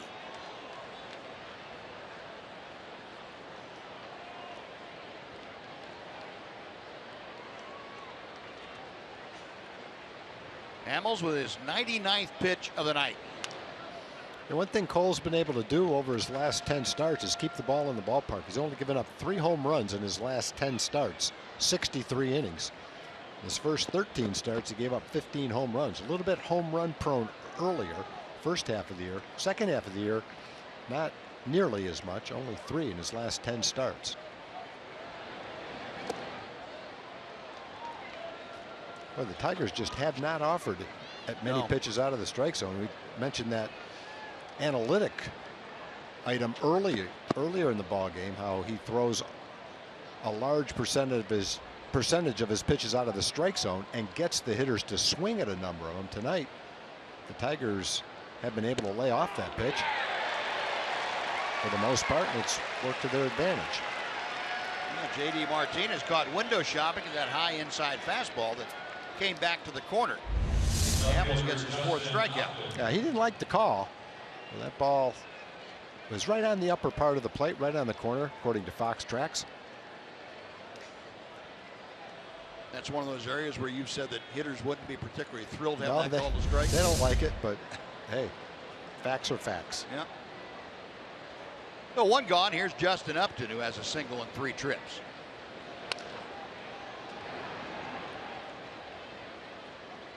Upton may not fit into that category you just were talking about patient hitters. Is he patient? Yeah. He's up there swinging. Able to do some damage most of the time. He's had a lot of high home run years. 0-1 pitch to him. That's in at the knees. Hamels taking something off, getting the changeup over.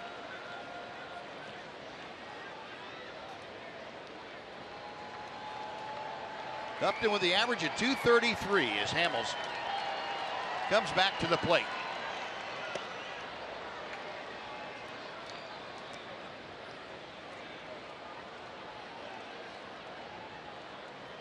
Cole, the 32-year-old from San Diego,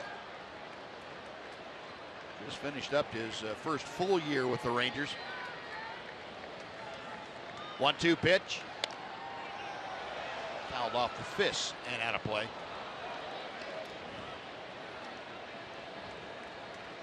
Hamels 19-4 in his first year plus with the Rangers. 35 starts that encompasses, going back to the 31st of July of 2015. Just missed inside. 2-2.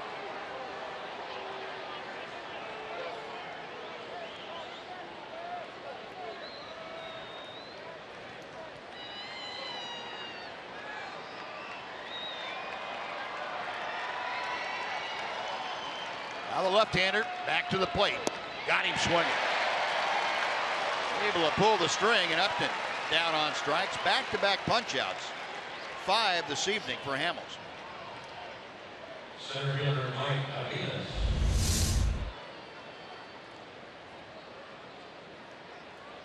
Aviles. It's such an unusual game for Cole to have as many base runners. He's had 3 walks and 13 hits in the game. And only 2 runs, so that's the bottom line. Got a chance to get this out, pitch 7 innings, and give up 2 runs, and you'll take that every time. Not out there pitching for style points. No, you're not. It's that run category that's the most important. 1-0 pitch to Aviles. It's out of play to the right.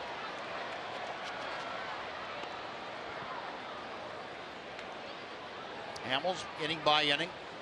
Really just that second inning when he had the bases loaded and got out with a tapper back to the mound by Kinsler. That's the only real high pitch count inning he's had. Coming on profile, he'll have to play that on a hop, and Aviles has his second hit of the night. Well, that prevents Cole from having his first 1-2-3 hit. Aviles aboard with 2 outs. Jared Saltalamacchia will come up.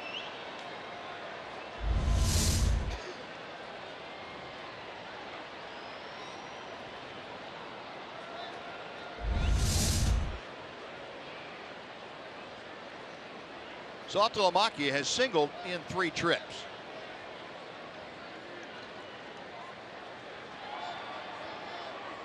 Ooh, they had him picked and they got it. Mike Aviles standing there flat-footed, completely misread Cole Hamels' move. And Hamels picked him, and they're going to hold up the proceedings here to maybe go to the replay. Brad Ausmus say, now hang on a second, and the tag right there.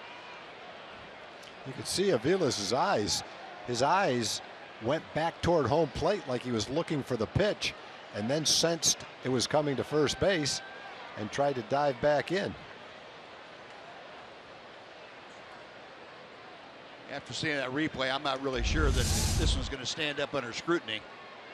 So Brad Ausmus has told Tom Hallion that he'd like for them to take a look at it, at least send it back to Replay Command Center and get their opinion. Brian Knight, the first base umpire, will join Tom Hallion with the headsets on. They'll get hooked up to Replay Command back in New York and decide whether, having looked at all of the video evidence, whether there's clear and convincing evidence to overturn this call.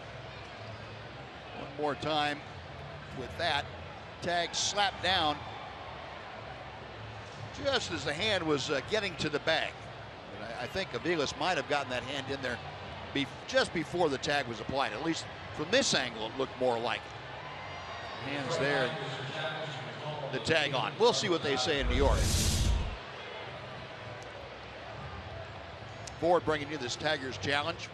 Brad Ausmus getting the information from his video review people upstairs. He requested that the umpires take a look at it. And another note, Cole has given up the 14 hits. That's the most he's ever given up. 12 was the most coming into this game. And Cole going back out to the mound, so apparently he has gotten word from the Ranger dugout that he probably is not going to stand up. The safe call. He got him. He is out. Oh, that call is going to stand apparently at first. Thank you very much. Cole Hamels off the mound. The call does stand. So we will take the stretch. 2-1 or 2-0 Detroit. Now let's join Chuck Morgan as he introduces God Bless America. And now in honor of all the veterans who have served our country and the servicemen and women who are currently stationed at home and around the world. Career at bats. Yankees beat the Rays 8-4 this afternoon at Yankee Stadium. The Rangers find themselves down by a couple as we head to the bottom of the 7th inning. Carlos Beltran, Rougned Odor, and Jonathan Lucroy, the first 3 Rangers to do the swinging against Matt Boyd. It's out of play off Beltran's bat. Carlos has flied to left, flied to right. Tyler Collins has entered the ball game to take over in center field now. He replaces Mike Aviles. The 1-1 pitch. Slowly to third, right at the bag. It's a foul ball.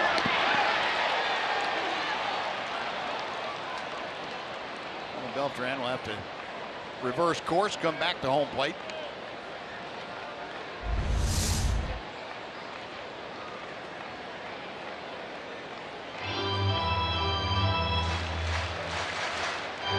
Just kicking that last bounce, kicked it into foul territory. McGee, a journeyman third baseman. He makes all the plays. He has been more than a journeyman tonight. McGee has had 4 hits, 4 times to the plate. He has scored 1 run. He has driven in the other.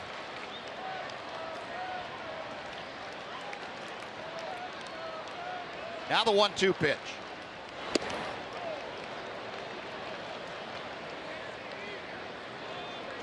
Matthew Boyd tonight, only 85 pitches to this point. So 59 strikes, 26 balls. Popped up, that'll reach the seats behind home plate. Rangers captain. With the bug trick again. He's going to have to start carrying a defibrillator around with him. Somebody's going to have their heart stopped. Different reaction. Some people are shocked, and some people just look at it like they know what it is the second they see it. Swinging strike 3, and Beltran is gone. That's how the 7th inning gets underway. Boyd with just his 2nd strikeout tonight. The 1 gone. Rougned Odor coming up. We're going to send it back over to Rick Renner for a Chevy game break.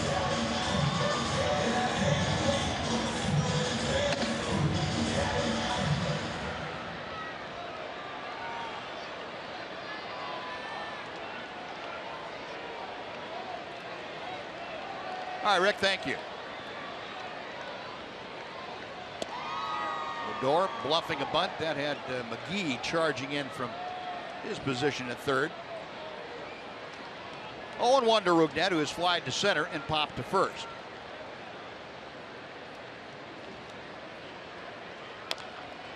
Now 0-2. Well, you mentioned, Tom, not many balls hit off the good part of the bat by the Rangers, and really not a lot of good swings tonight consistently against Boyd. No, he's done a masterful job of mixing up his pitches and keeping the Rangers from developing any sense of timing against him on any kind of consistent basis. Not really dissimilar from what Dallas Keuchel did to them down in Houston a little over a week ago. Shut the Rangers out. 3-hit complete game shutout. In this game, he struck out 2, which is less of a rate that he's had throughout the course of the season. 50 strikeouts in 55 innings coming into the game. The Rangers haven't struck out that much, but as we've said a couple of times, they haven't hit that many balls hard either. Last Ranger to reach by a base hit was Mitch Moreland in a 2nd inning double.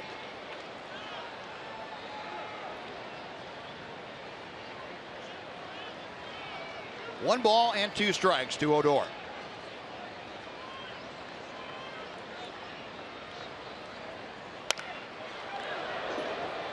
Shot that fastball foul. Still 1-2. The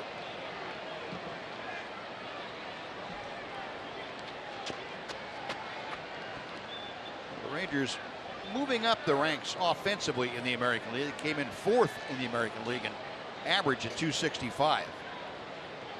Tied for 3rd in runs scored. And Odor down swinging. Back-to-back strikeouts. 3 on the evening for Matt Boyd. 2 gone. That's been a good pitch for him tonight. It's a hard slider. Doesn't really have that sweeping action to it, but he keeps it out of the strike zone, yet at the same time tempts the hitter to swing at it. No, base is empty now for Jonathan Lucroy. Lucroy a strikeout, a fly ball to fairly deep left field.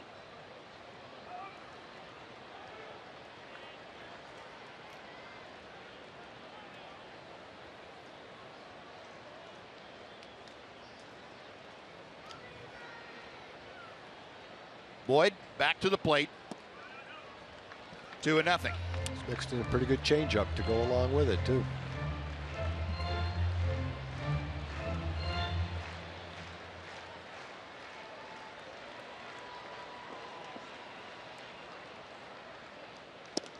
And ball 3 is inside. So Lucroy trying to get aboard. If he's able to get reach with 2 outs here in the 7th, Mitch Moreland would come to the plate as the tying run.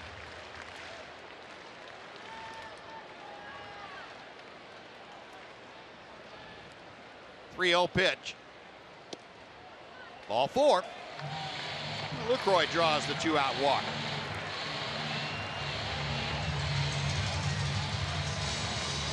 Brad Osmus checking his charts.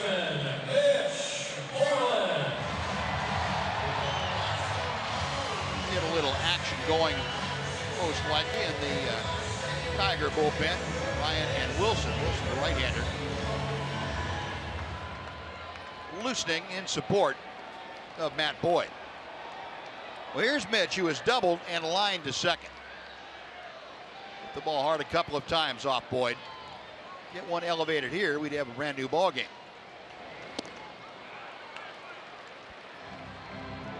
Oh, and 1.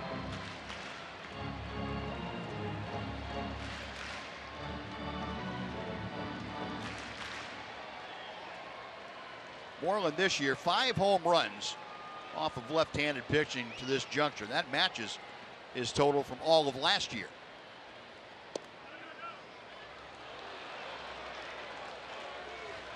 Two strikes.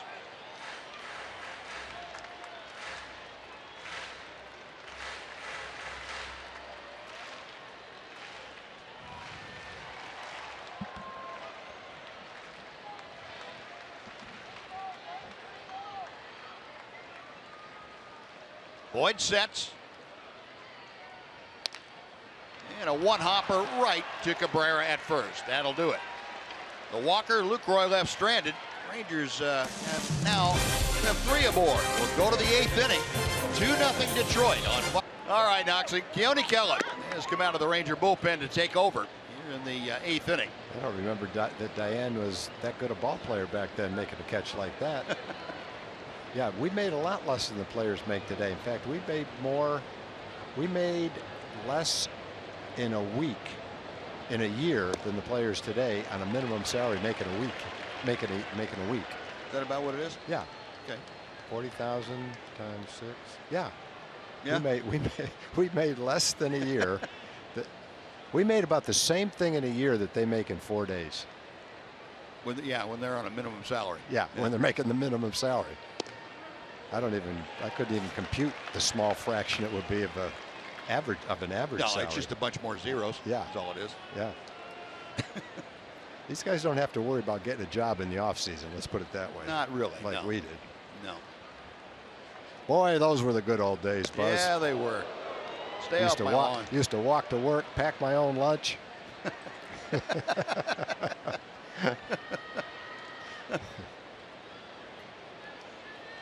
Now, Keone Keller appearing for the 20th time this year. Last saw Keone first game against the Rockies here. Gave up a couple of runs in that game to Colorado. And working to Saltalamacchia, that will run the count full now. Saltalamacchia leading off the 8th inning. He'll be followed by the shortstop, Dixon Machado. Well, Cole Hamels tonight, 7 innings worked, 14 hits, and just 2 runs. 3 walks, 5 strikeouts. Check swing. Did he go? No, he did not. He appealed down to Adam Hamari at third, and Saltalamacchia draws the leadoff walk.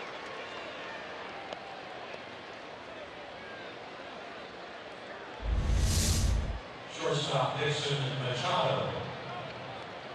Close.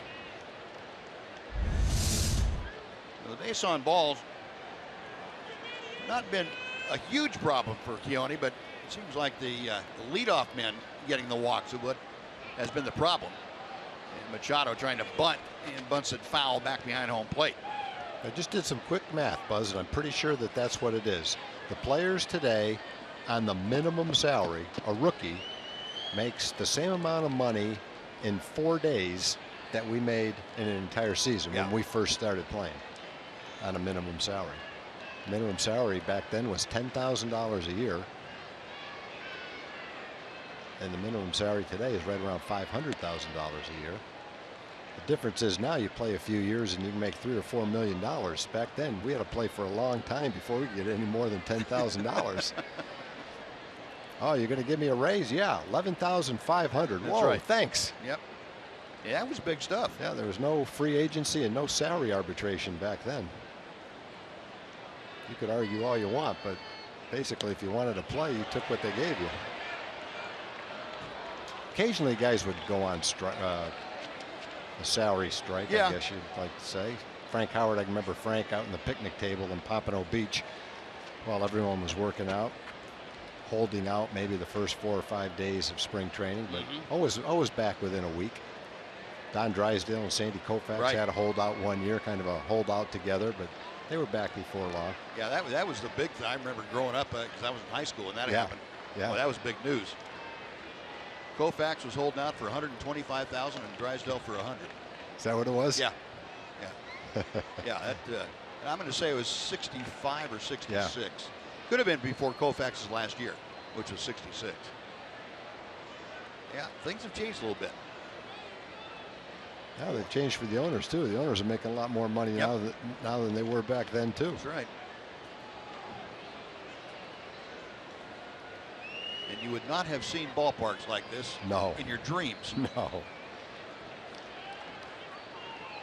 Fortunately, the players, when they go to Boston and go to Chicago for Wrigley Field, they can see what the clubhouses look like back in the old days, because the visiting clubhouses in Boston and at Wrigley Field, Fenway Park and Wrigley Field, are pretty much the same as they were 50 years ago. Yeah, they certainly aren't any more spacious. No. One thing that they'll never understand is what the minor league parks look like back then. Today, the minor league parks are basically miniature major league parks. The clubhouses are a little smaller. The stands don't fit 40 or 50,000 people, but they're beautiful fields. I couldn't even describe some of the clubhouses we used to have. That picture there, I wouldn't have known what that was if I saw that picture when I was in the minor leagues. It looks like a baseball field, but I don't know what that is around it. Could have been a spaceship. In Salisbury, North Carolina, we had a cement floor. That was a good pitch by Kenny. We didn't have a trainer. We had a manager and a playing coach and no trainer, no clubhouse assistant. In the clubhouse was a Coke machine that you could put money in and get a Coke, and that was it. No food. Had a water fountain that had lukewarm water. had to wash your own clothes. Boy, those uniforms on the road, those uniforms didn't look too good after 4 or 5 days, boy. Ball went if you're playing the outfield, the ball went too high. You had to hope that you were underneath it, because you kind of lose track of it when it went up in the black sky. And then when it came back down, you could kind of pick it up again. Went up above the light poles. Yeah. Slide into the bases. They might fall. They might come right off the hinge and end up off the base. Batter's box, 2 big holes. Hope that your foot fit in them. I'm sure the mounds were the same way for pitchers. Pretty much. then too. Yeah. If you didn't like the hole, nothing you could do about it, because they didn't have anybody that could come out and fix it. Well, Lord help you if you pitched the second game of a doubleheader. That thing would get lost in that hole. Yeah. Yeah, times have changed a little bit. Groundskeepers was maybe one guy and an assistant. If they mowed the grass, you were lucky. And that's not an exaggeration. No, that's it's not. probably making it sound better than it really was. Well, I can remember guys in the California League after I first signed. Infielders would come out an hour before batting practice and pick up all the rocks from the infield. Yeah. Just so they wouldn't get hurt. Yeah. Bobby Jones did that in Geneva, New York, playing on the 10 o'clock Scholars. We had so many guys, all of them couldn't suit up for the game at night. They came out and worked out in the morning. Winsler. I think he had a brain cramp when that thing was coming to home plate. He just went after it and, oh, shoot, I shouldn't have done that. 2 out. Back-to-back strikeouts for Kellett. And Casey McGee will come up. Watch that look on his face. You gotta be kidding me.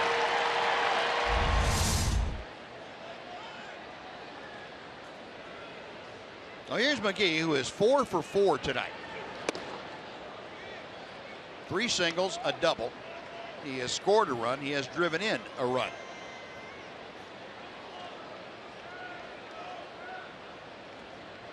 Saltamaki at first. And the leadoff walk, then back-to-back strikeouts. Now McGee. To right field, Chu retreating. He'll stop right on the edge of the warning track, and that'll do it. McKellar gets McGee out for the first time tonight. The Tigers strand another runner. We're going to the bottom of the 8th inning. It remains the Tigers 2, the Rangers nothing on Fox Sports Southwest. Couple and Shane Green, right-hander, coming out of the bullpen to take over. Erickson Profar will lead things off. He'll be followed by Elvis Andrus and then Shin-Soo Choo. So Shane Green in his 33rd game of the year. He is 2-2. ERA up there at 4.14. League though just hitting .211 against the right-hander. And he falls behind very quickly. 2 balls and no strikes. Green came over to the Tigers from the Yankees, part of a 3-team deal back in 2014. 2-1. Yeah, what a 2-0 cutter it looked like. Yep. And he's kept the ball in the ballpark 41 innings and only 1 home run.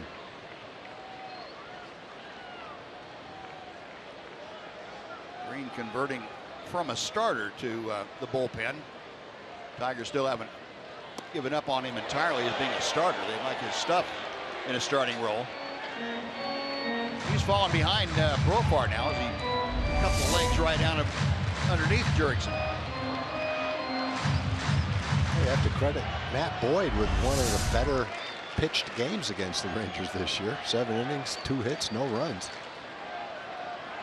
Did an excellent job. The 3-1 pitch. Lost him up high, ball 4. Profar aboard. So the Rangers have another comeback. The shortstop, Elvis. You mentioned Matt Boyd. Todd, tonight he was outstanding. Profar making a fine defensive play. That was one of the things that kept the Rangers in the ball game. And Profar made a great throw, and Shin-Soo Choo made a great throw. Otherwise, Boyd and the Tigers would have had much more than a 2-0 lead. They got a couple of guys thrown out on the bases, and then a bases loaded double play to get out of the inning as well. So Cole was on the ropes with 14 hits, but credit him with doing a Houdini act, pitching out of jams for 7 innings, only giving up 2 runs. Well, here's Elvis. Green missing outside. 1 ball, no strikes. This crowd of almost 38,000 tonight at Globe Life Park. They've been itching for 7 innings to have something to cheer about. And with a leadoff walk now, they believe that these Rangers are starting to mount one of their patented late inning comebacks. Elvis 0 for 2 tonight. 1 ball and 1 strike. Elvis a ground ball to short, a fly ball to right this evening.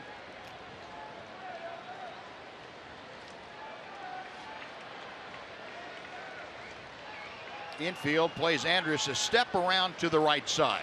Don't expect him to try and pull Shane Green. Profar at first. And ball 2.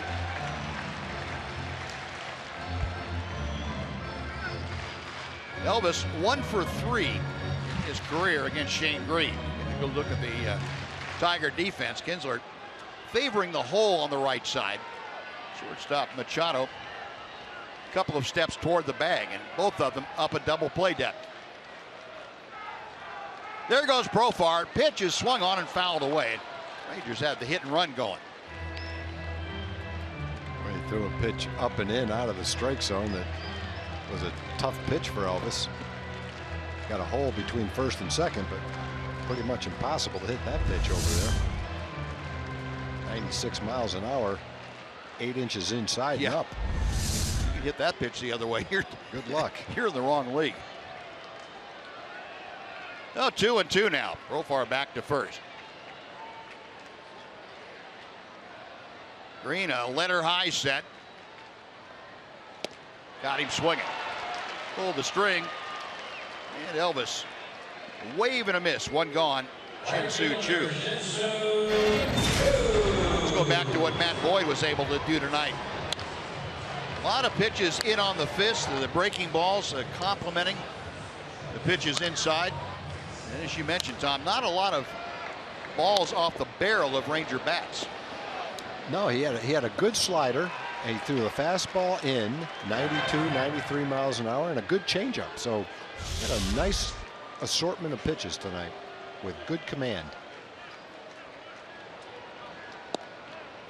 Chu takes strike one from Green. Jinsu reached on a walk in the 6th inning. That was one of 2 walks that Matt Boyd issued tonight. Other than that, Chu grounded out twice.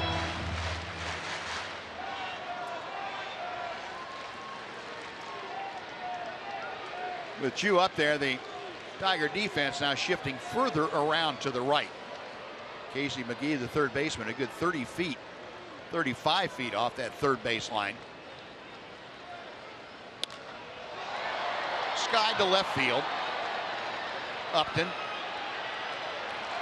Profar bluffing a move towards second, but he'll return to the bag. That's out number 2, and it brings up Ian Desmond.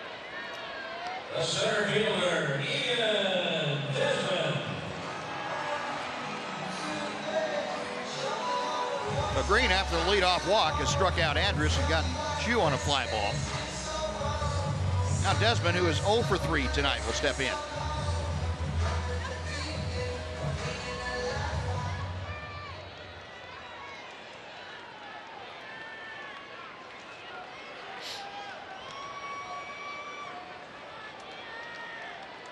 Green will look over his left shoulder at Profar at first base. 1 ball, no strikes. And this year, when the Rangers have trailed after 7 innings, they have gone 3-14 here at home. It's a pretty good mark. Sounds bad, but it's actually good. Yeah.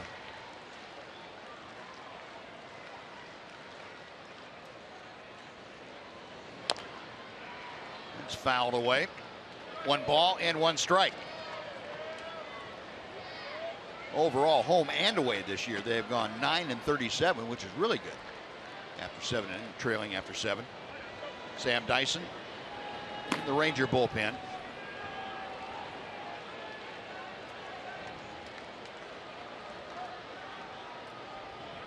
One and 1 to Desmond.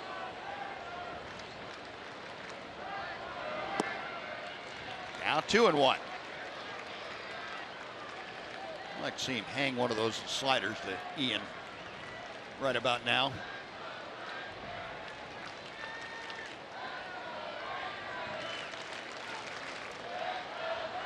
Very intense look on Shane Gray's face as he looks in for the sign.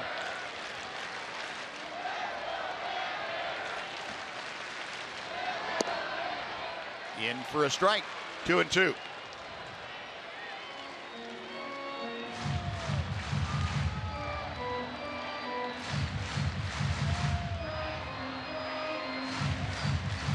Bottom of the 8th, 1 on and 2 out.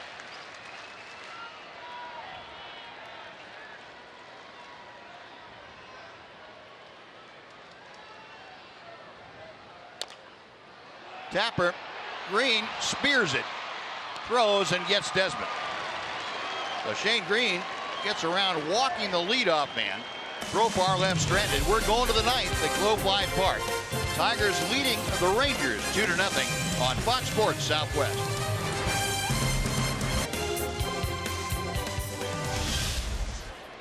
Now Keone Kela back out to the hill now. He will pitch the 9th inning. Miguel Cabrera leading things off for the Tigers. Cabrera, Victor Martinez, and J.D. Martinez. Cabrera 2 for 3 tonight. A couple of singles, an intentional walk.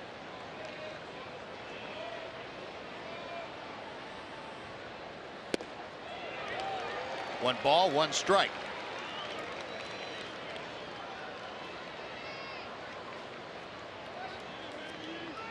Cabrera, by going 2 for 3 now, is up to his average to .313.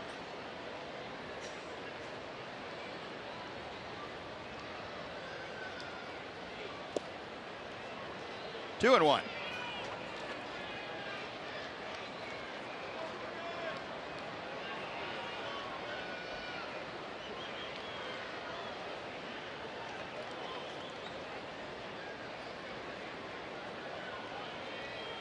Cabrera's home run total at 26. It's tied for 8th in the American League.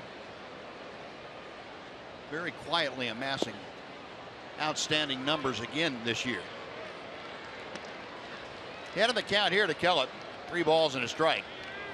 Francisco Rodriguez is the closer for the Tigers, and he's loosening in the bullpen.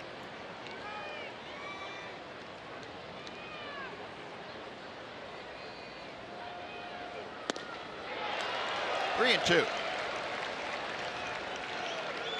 Yeah, Cabrera to chase one out of the strike zone there.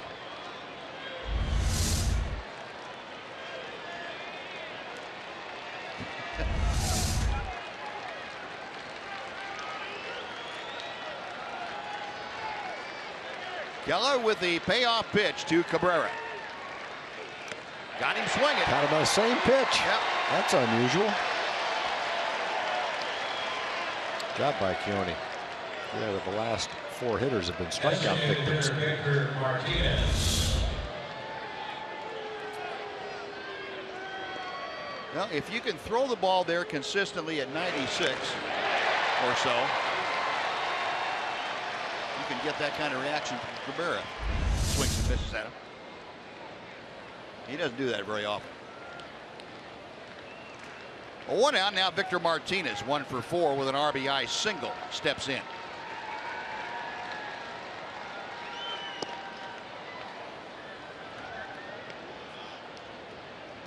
Martinez grounded an RBI base hit to center in the 5th inning. That plated the first Detroit run.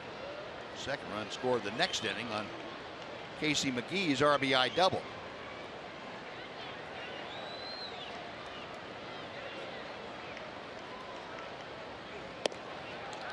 One ball and 1 strike.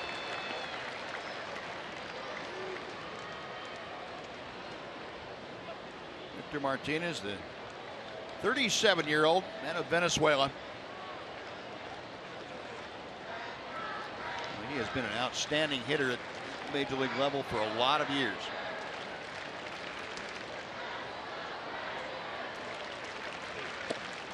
Two and one.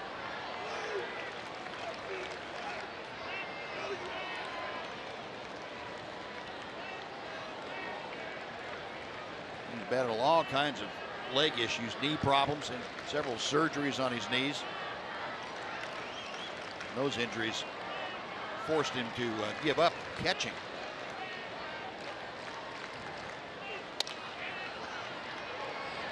Odor in shallow right. Throws out Martinez. 2 gone. Next will be J.D. Martinez. Folks, you can follow Rangers Baseball live with MLB.com at Bat app.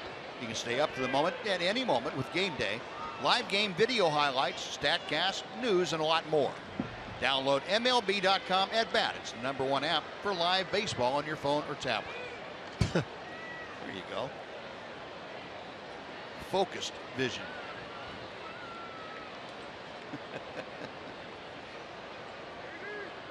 J.D. Martinez 1 for 4 this evening.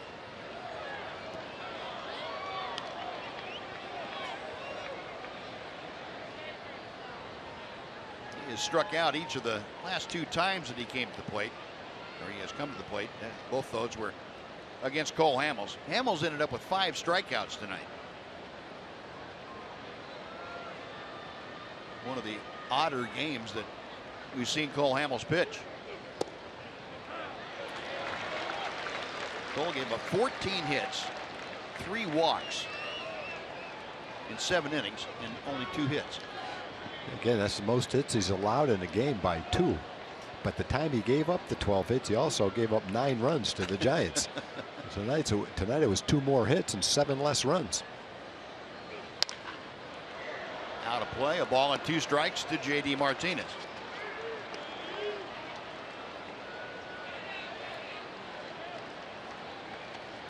Yeah, that's right on the verge of pulling a rabbit out of the hat. You can get those things done that Cole was able to do tonight. He's surrounded by Tiger base runners every time he looked up. Good defense, some timely quality pitches.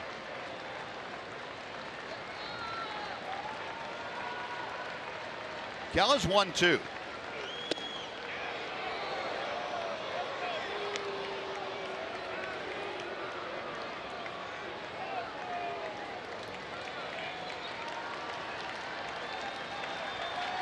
Keone, the 23-year-old out of the Seattle area.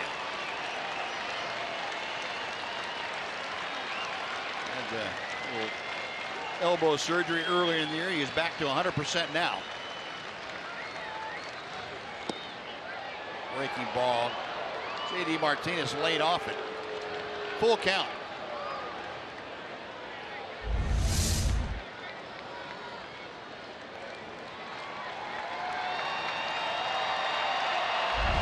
Struck out Tom Hallion too, the home plate umpire. 38,000 on hand, getting behind Keone Keller. And he lost it. 2-out walk puts J.D. Martinez aboard and brings up Justin Upton.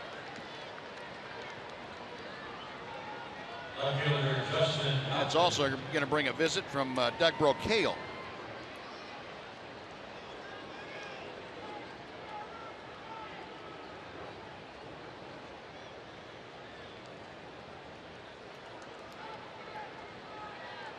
Doug out to give a little encouragement to Keone Keller and getting some support from Jonathan Lucroy, Alex Claudio, Tony Barnett. Left-hander, right-hander combination in that Ranger bullpen.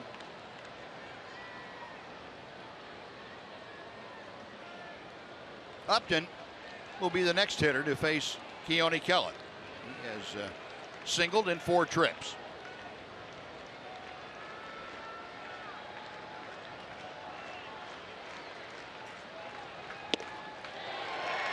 Oh, 0-1. Nothing fancy about that. Here, I got 96 or so, and we'll see if he can turn it around.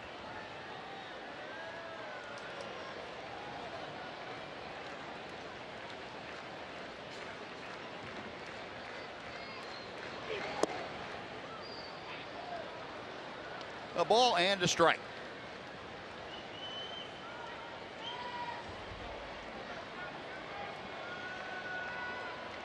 Upton, who had the single back in the 5th inning, snapped an 0 for 17 with that base hit. And Beltre cuts that hopper off. On to Moreland, and that'll do it. The Walker left stranded. Nothing going for the Tigers. We are going to go to the bottom. All right, Rick, thank you. Well, Rangers, an opportunity now to add to the lore that they have created. Another 9th inning comeback. They are going to have to do it against one of the best all time, and that would be Francisco Rodriguez. K-Rod. The closer now for the Detroit Tigers. He is appearing for the 46th time this year. He is 32 out of 35 in save opportunities.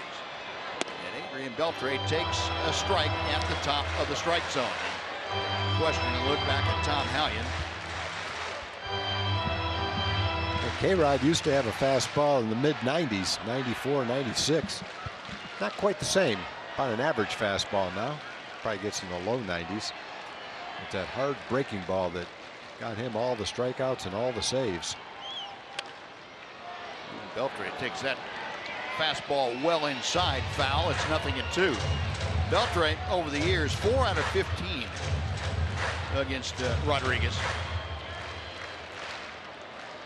And Francisco Rodriguez had a year where he had 62 saves for the Angels back in 2008. Wow, I remember the year he came up toward the end of the season. Might have come up in September. The year they might have been the year they won the World Series. Played a huge role. Yeah, 2002, I think, wasn't it? Was that the year? I believe so. Yeah. Came up in September. That's right. Probably pitched about 10 innings, didn't give up anything. Worked 8 2/3 in that year. Gave up 1 run. Yeah, I can remember he was dominating. Yeah. Called it a slider. It actually looked more like a curveball. Right. But whatever you want to call it, it was hard and it broke sharply straight down. And it was just about unhittable. Still throws it. I think a lot of with him right now is He's got the confidence. He's got the know-how. He's been there. And even though his stuff might not be the same, he's still a formidable closer. A 2-2 to Beltre. Base hit to center field. The one thing you knew about Adrian Beltre, he wasn't going to hit him against the reputation. He knew exactly what he was facing up there. And Beltre with another multi-hit game. He leads off the Ranger ninth, and that brings the tying run to the plate in the person of Carlos Beltran. Well, in a 2-run game, the Rangers have the right guys coming up. Every one of them can hit the ball out of the ballpark, and now Adrian's on base, and if they do, it'll be at least a tie game.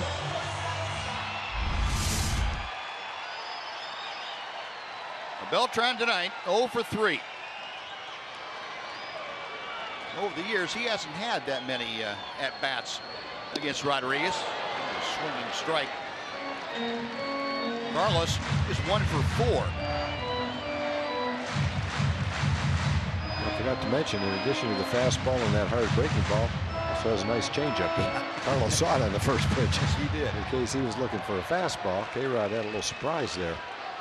Tigers now take McGee, the third baseman, and put him between Kinsler and the first baseman, Cabrera. 1 ball and 1 strike. Wouldn't offer that changeup. Beltran tonight, a couple of fly balls and a strikeout. Batting average for the year at .304.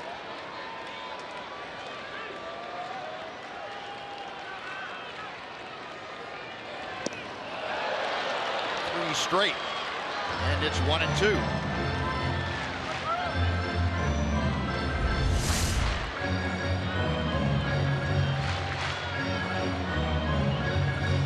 Very good. No one throws a changeup harder than he does. No. Not velocity wise, but his whole body is flying on that thing.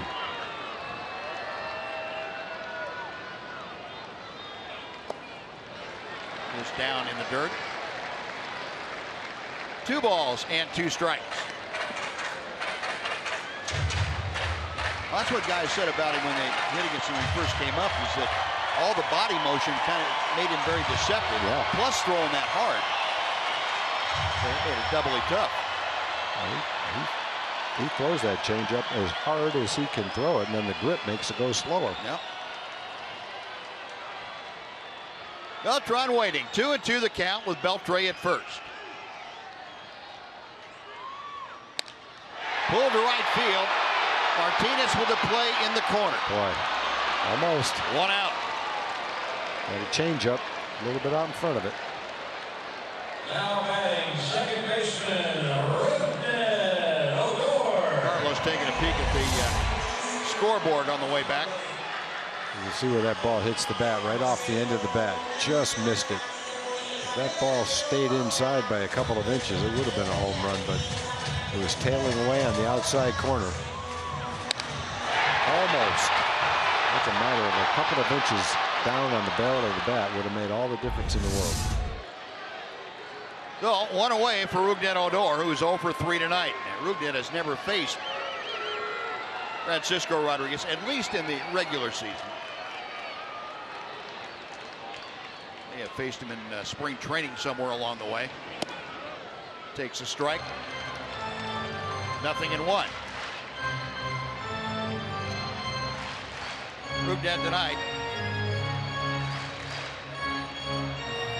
has not hit with a runner on base, so this is an opportunity for him here. Fly ball to center, a pop out to first, and a swinging strike 3 in the other 3 at bats.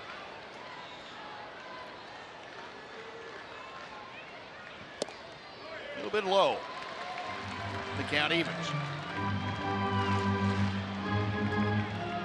I gave you the numbers for when the Rangers are trailing after 7. When they're trailing after 8, they have mounted 5 comebacks this year. When they've been behind after 8 full innings to win the ball game. At home, just 1 of those.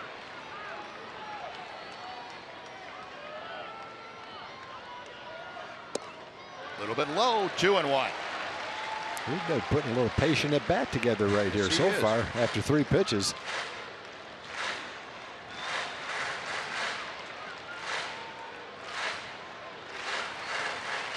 Rodriguez, the 37-year-old veteran. Odor, the 22-year-old everyday second baseman for the Rangers. 2 balls and a strike with Beltre at first. Up the middle, near the bag at second. Machado on to first, a double play, and that ends the ball game. Dixon Machado able to get the ball right behind the bag, step on first, and double up Rougned Odor. And the Tigers have shut out the Rangers. Tigers behind Matt Boyd, Shane Green, and Francisco Rodriguez shut the Rangers out on just 3 hits tonight.